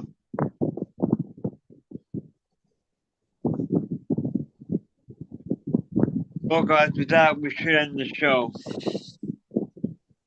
We're running up. Yeah, Dee, thank you for keeping it going, and glad everyone's having a good Wednesday. And we got word that Fumi's now.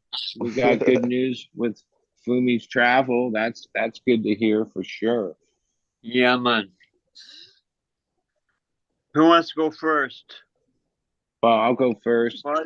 Sure. since I was last to get here. Have a good rest of the week. I guess we'll see you at Takeover on Saturday. Yes, sir. Have a good one. Later, bud. Thanks for coming and hanging out. Always. Later, bud. Christoph, Yes. you're next. Okay, thank you very much, my friends, for the show. À Et, bientôt, my friend. ok, à bientôt. Le Bonjour. chat, bye bye, Smash, Dead, Cap, et puis voilà. Hein, Peace. good day. Et à bientôt. Bye bye. Later, Christoph. Tschüss. Bye bye. I'll be the next one to step out. Thank you.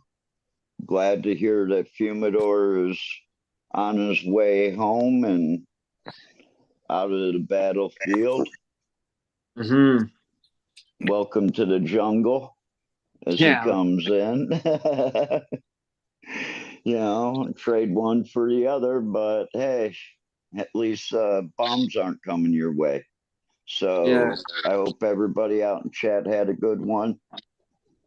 I hope you smoked a good one. And have a good night, everybody on the panel. Thanks for joining us. Stay safe. Peace. Peace out. Later, Captain. Thanks, buddy. Dead Fish fan? Yo, thanks for having me, man. Usually I'm at work during these safety meetings, but I had to called out sick today. I got the Wook flu down in Savannah this weekend and couldn't make it, man. So it's good to be here. I'm gonna go get some rest. I'll take Right it on. easy. Later. Have a Peace. good one. Thanks for coming and hanging. You know it, man. Smash. Nice garden, by the way, buddy. Looks good.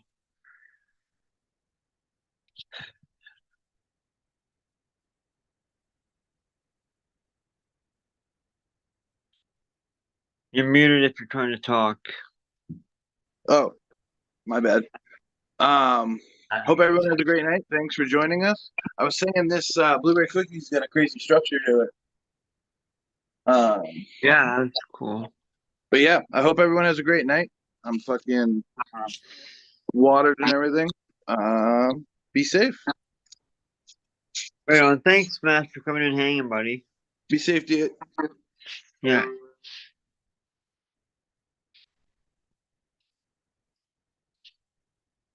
And there we go.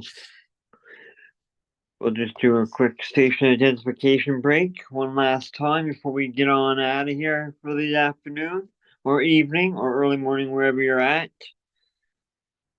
Do-do-do.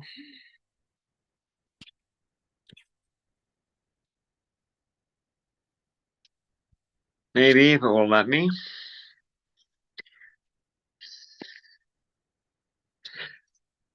Ladies and gentlemen, be sure to check out Fumidoro.com. Fumes the gold and all that good stuff to get yourselves some awesome seeds.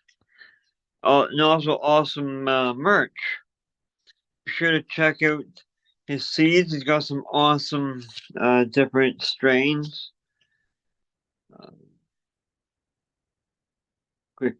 We'll take a quick gander at a couple here. Like the Morgana. He's got all these Morganas available for sale. He's got a baller pack, yo, and another baller pack, a yo, up available if anyone's interested.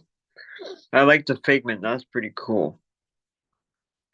And then I also like possibly gonna try one day the Gaffer tape, which is a Gorilla Glue strain, I believe, and a Coots special. But don't hold me to that because I'm not 100% sure. Also, be sure to check out his Fumidor's merchandise. There he is right there. The man himself. Hopefully coming home soon and back on the show, back in charge. Mr. Fumidoro wearing the Gapper tape. Hey, only $18.10. Like who can beat that? 19, 18, 19, let's just say under 20 bucks for most t-shirts. Now, they also have sweaters. Of course, they're going to be a bit more. Lots of different colors to choose from. Even has that fire engine red. There's the one I wear right now, the Lime River Rose, which is one of my favorite strains I like right now from Fumidor.com.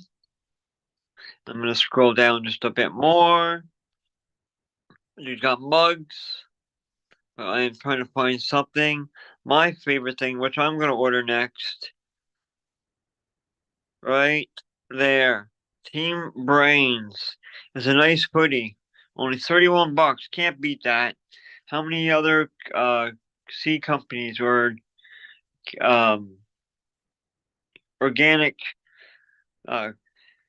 nutrients companies sell t-shirts for like 50, 60 bucks? It's crazy, huh? 31 bucks. Can't go wrong with that. So be sure to check out Fumidor.com and use the coupon code BRAINZ BRAINZ for a discount on just the seeds. It won't work for his merch or Gage Green Genetics for sure. It won't work for. There we go. What's going on, everybody? I hope everybody's gonna have a great night. Let's see if I can see who's in the chat.